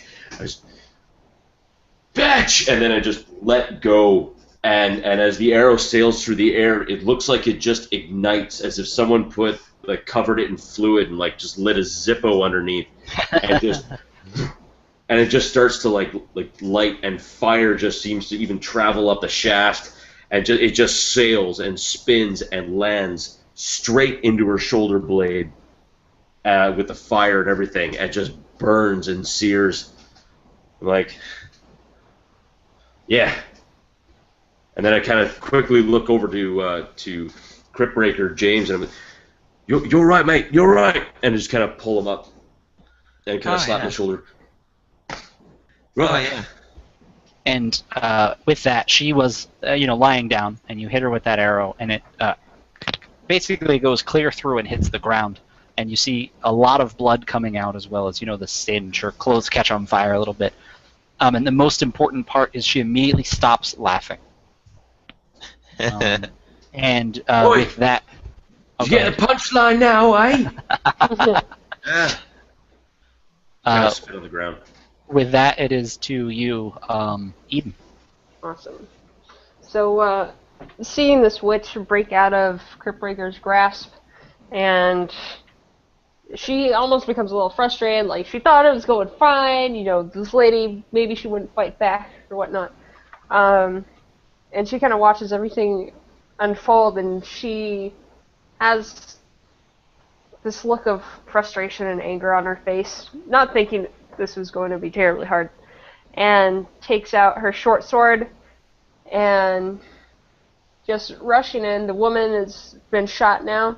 She tries to just go for the back of her leg, like at her knees, to just try and disable her. Yeah, okay. To begin with. Well, basically at this point she is lying down, her Oh. head closest to you, so you could certainly come down on one of her limbs with your halberd. Where you had your short sword, you said, right? Yeah. Basically, you still can do that, but she's prone currently, so it's... Oh, she's prone. Okay, sorry. no, you're good. So yeah, go ahead and roll your attack. Hmm. You can still do what you were doing, I just wanted to be clear that she's not necessarily standing. She's still in a semi-disabled state. She's, of course, going to stand up on her next turn. But... Right. Alright, yeah, she's still going to go for her leg. Okay, yeah.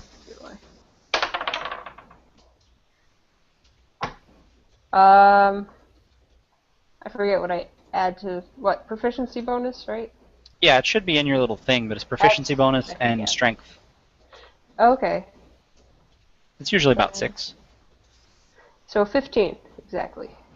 Okay, yeah, no, you definitely hit her. Okay. And so roll your damage. Yep. 1d6. And... And that you would add your strength to as well. Okay, so that's a 8. And what about the attack bonus? I'm sorry. No, basically, so there's your attack bonus, and then directly to the right of it is your damage. So whatever the damage that's, but that damage should be your strength modifier. Alright, yeah, 8. Okay. Alright, so you definitely, you hit her pretty hard in the leg, and she's got some very thick skin, but it sort of cuts in, and she's bleeding even more, and again, she's no longer laughing. She's beginning to realize maybe her own mortality. And it goes back to you, Tony. Question. You mentioned she is prone on the ground. That makes her ripe for a sneak attack. However, I have no weapon. Can you sneak attack barehanded? I think that you can. The important part being that, because it adds a d6, right? It adds 2d6 for me. Oh, okay. So basically, I would imagine that you can, because the main thing is it's, sort of, you're able to hit her in a place that would very much hurt. And considering she's humanoid, I could certainly see that working. Whereas if this were it would be a little harder to hit her in a soft spot if it were a different creature, but being human-looking, basically, yeah, no, you definitely can, but you just add 2d6 to your 1d4. Okay. Which I think is like a fist attack. Yeah. Oh, actually, you know what? I have a dagger on me. Take that dagger out. It actually came with my Pack? The Explorer pack? Yeah. So I'd have that on my hip. Just kind of pull it and crab walk forward, I guess, because I'm still off kilter and there's fiery arrows and halberds going every which way. I'll just see if I can't just put both hands on this tiny hilt and interlock my fingers and raise it high via psycho and just kind of fall on this woman. Absolutely, and I would say that Mike did help you up, so you would no longer be prone. So flavor-wise, you could of course, be low to the ground, but you're no longer you were up from prone basically. Okay, I will. But yeah, so basically you make your attack. All right, I'm gonna burn an inspiration to see if I can't finish this out. Okay. 17 and 9. Yeah, as well, the 17 you absolutely hit, even without whatever your plus is. But so roll. I don't know what a dagger is, but I would guess a d6. A d4. Oh wow, only a d4. All right, well but then of course plus your sneak attack damage, because she is basically she's prone. Okay, Prone 4 and hamstringed. plus 1 plus 6, so 11 damage. Awesome. All right, yeah. So you come down. You were sort of aiming for the abdomen, you mentioned, or Yeah. anything specific? Yeah. You come down and absolutely, it just sinks right into her belly. Like you said, psycho style, two-handed, just come down, sinks right into her belly, and she sort of she begins to cough up blood.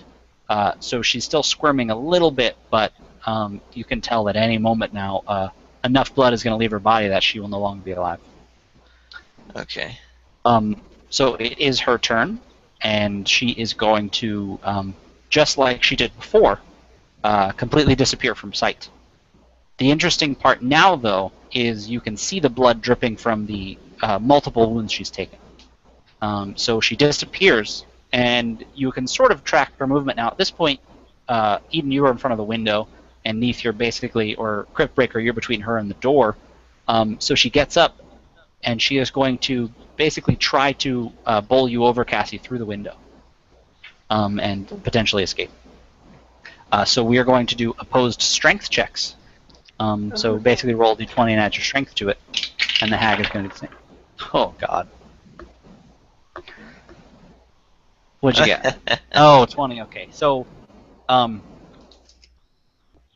she, basically this invisible mass, you're unable to see her, and as soon as she makes contact with you, she comes into view, but you were able to sort of track her movements based on the blood dripping everywhere. And she hits you, and you're like a brick wall.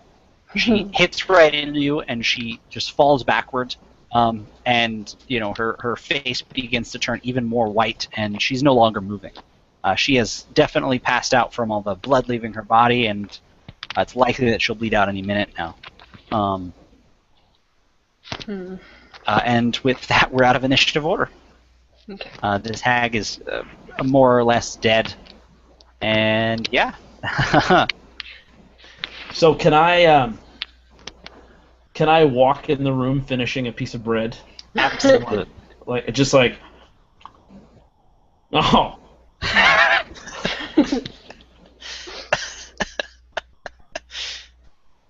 I would probably look at John and say, "Oh, hey, is the bread good here?" I would certainly toss you like a chunk, like, oh. Right. Alright. It's Take a perfect. bite. It's got a crispy outside and a hot, warm center. It's just perfect. You all done fooling around? Just about. I think Eden would take a moment to, if possible, like, looter, see if there's any other notes, since the Kenku had one. Cryptbreaker's just gonna sit there on his butt, palms behind him, reclined back. You can tell somebody's battle virginity just got popped. He's just covered in blood and rattled, breathing hard. The dagger's still in her belly. So upon searching the hag, she doesn't have much on her, but you realize that she was obviously using some illusion to look like the different people she looked like. And you find a few things, you find little bags with what are very obviously components for spells. So a few twigs, the bones of some small animal, like the knuckle bones of rats, just a bag of them. Little things like that where you can tell just weird hexes and stuff. And you find a rolled up piece of paper that is now half covered in blood. And upon opening it, you see a very familiar face staring back at you. And if you hold it up, you realize that this is a wanted poster with Neith Fallen Oak on it. Neith, this looks like you. But... It is him. So, anything you want to talk about, Neith?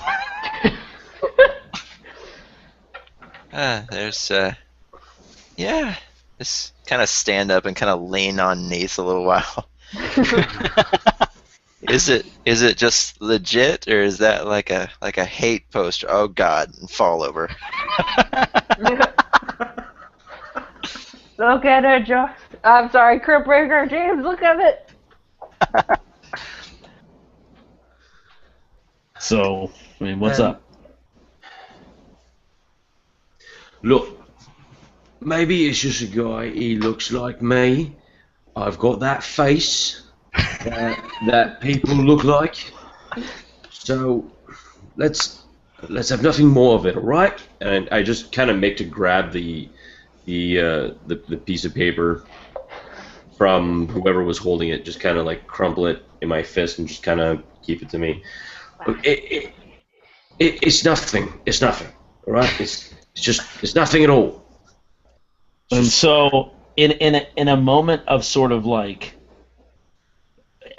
almost like big brotherly frustration, not even that it's nice, but I think John would sort of not in any way like lunge or grab, but just that sort of like he would slowly clasp your hand as you're holding this poster and just say, "Listen, I don't care what you did, I don't care who you did it to, but if we're gonna be running together, I just need to know what the hell's going on, because I got bad knees." But he would let go, just go, "I'm just asking if it's real. You don't have to tell us what, how, or when. But if we see law, are we running?"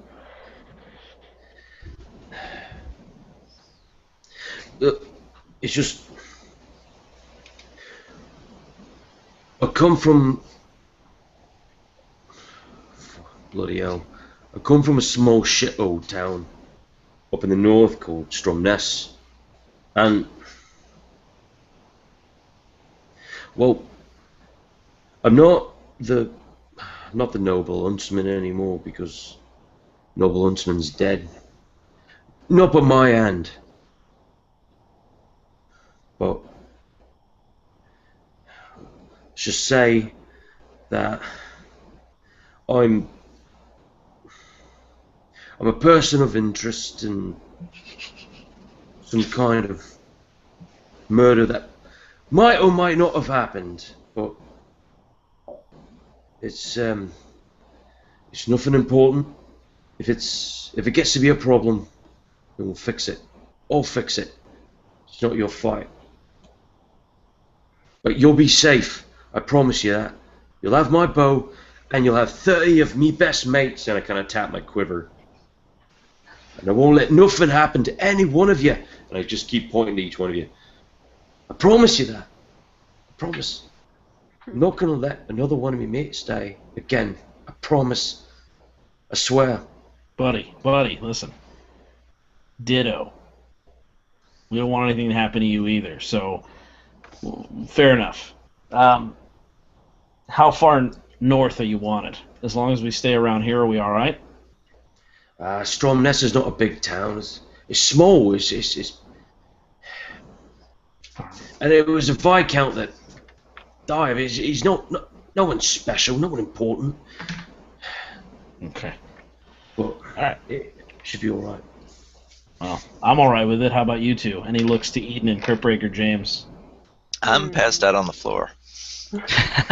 He's fainted.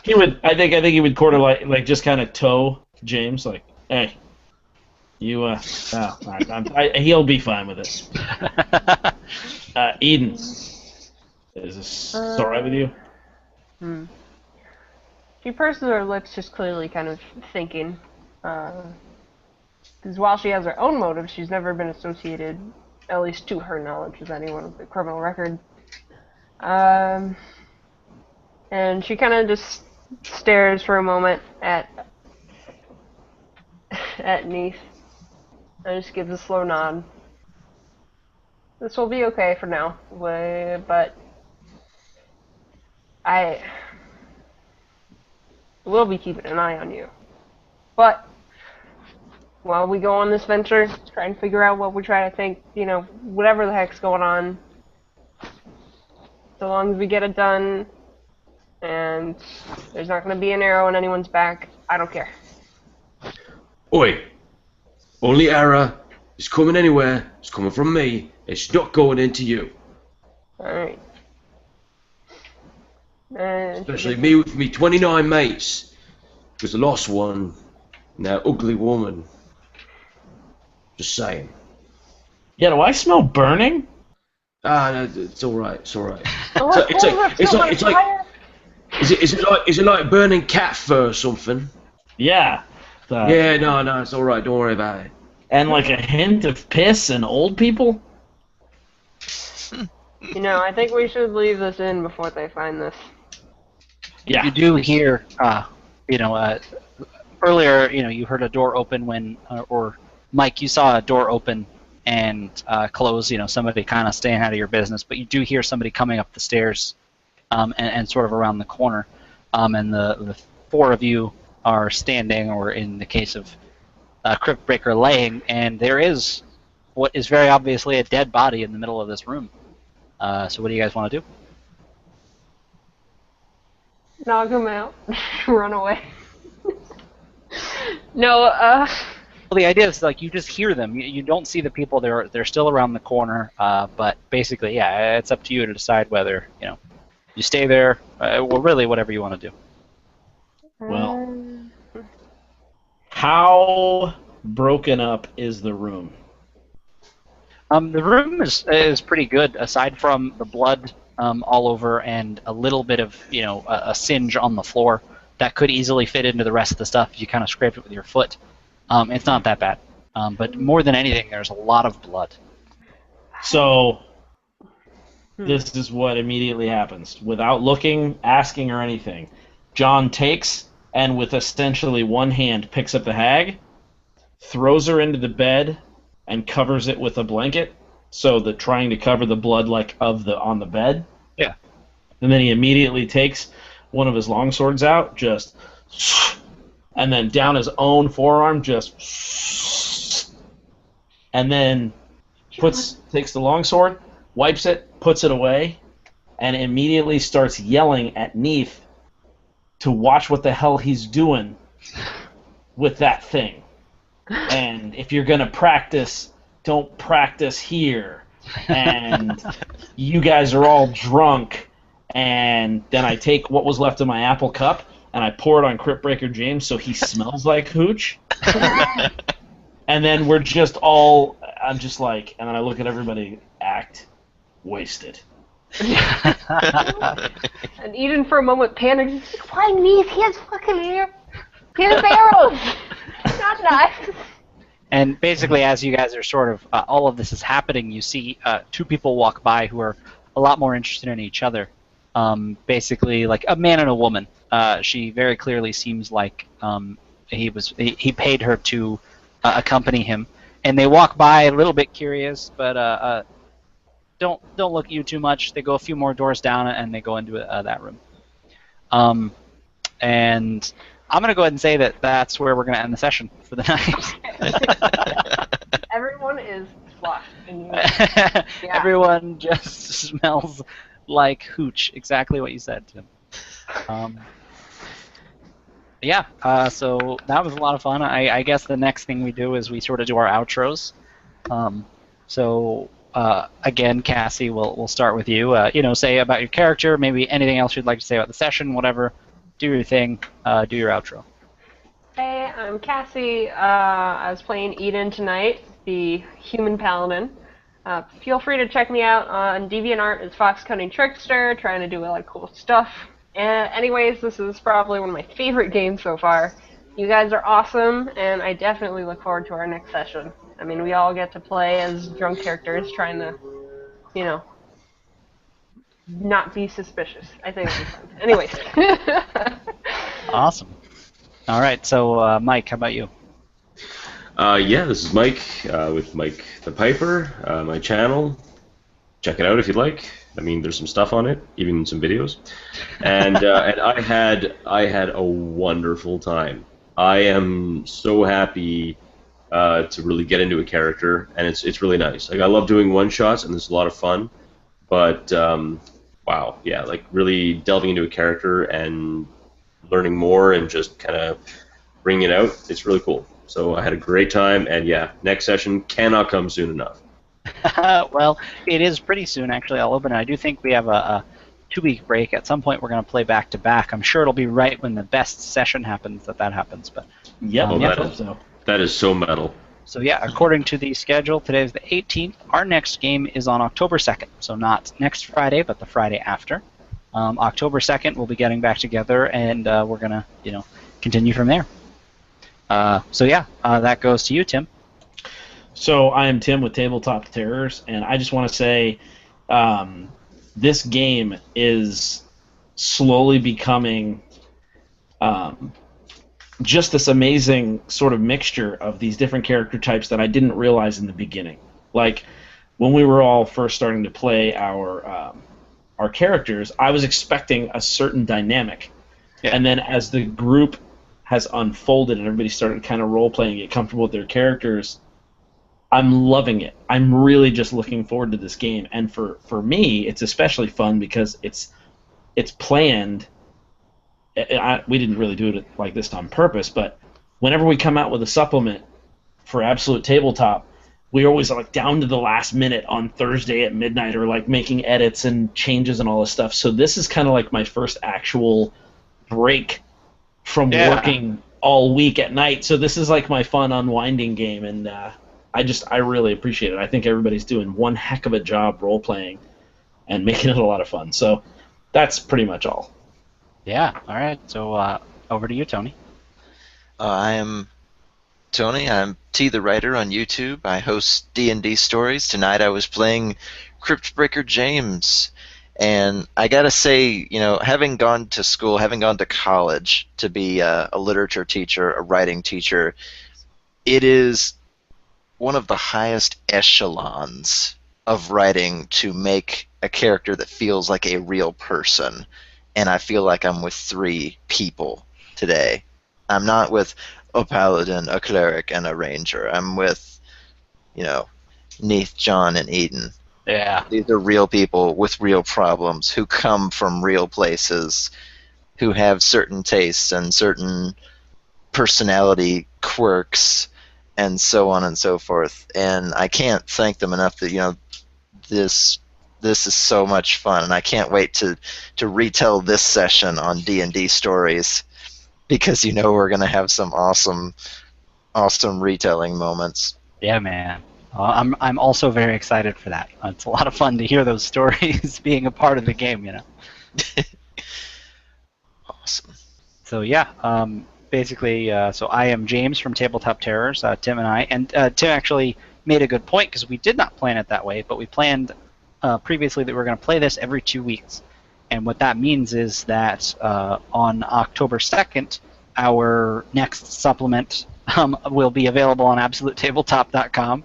And of course, today, The Wayward Wanderer came out. It's currently pay what you want, so you should pop over there and get it if you haven't yet. But yeah, so we do play the 2nd and then the 9th. So those are the 2 times we play back to... Oh, no. Yeah, 2nd, 9th, and then we go back to every other. So yeah, this is going to be 6 sessions. This story had a beginning, it's going to have a middle, and it's going to have an end, and I think that's going to be really cool. So yeah. Can I throw out one thing, James? Yeah, absolutely. For anybody watching, because you guys know, James and I are constantly just coming up with various things that we're trying to improve, and I have to say that if you're interested in improving your DMing, there's nothing better than just doing it. Because if you watch, and I'm super putting you on the spot right now, James, but... Oh yeah, I'd say the same thing. But your DMing, it loosened up so much, and you just let it breathe so much this session, and there were so many different things. And behind the scenes, James and I have a lot of discussions. We're our own worst critic to each other. Yeah. So we'll rip each other a new one, like, dude, you were talking way too much, or things that a player should never say to his DM. Yeah, exactly. And but we do it to each other, and so even going back to the first Copper Jackals game you ran a little while ago, and then this game, it's like, dude, you're doing some stuff where I'm like, oh, that's a good way to do it. Yeah. So I love that you could see your changes personally and progressions from game to game. So yeah, and I will say the same thing. Is this felt so much more not that the other ones weren't fun for me, but this was fun because I was interested in giving you guys a lot of choices. And sort of just deciding, okay, well, this person knows this thing, and this person knows this thing, and these things happen, and kind of see how it plays out. So yeah, it was a lot of fun, and of course, I don't know, it went so well. I feel like the DMing went well because you guys ran with it the way you did. It was a great time. So yeah. Thank so you, I think James. absolutely. Yeah, I think man, with thank that, you. with that, we will be ending the broadcast. So thanks, guys, for watching, and we'll be back next or October 2nd with a new session of the Iron Heart of Venice. Awesome. See you guys later. Bye.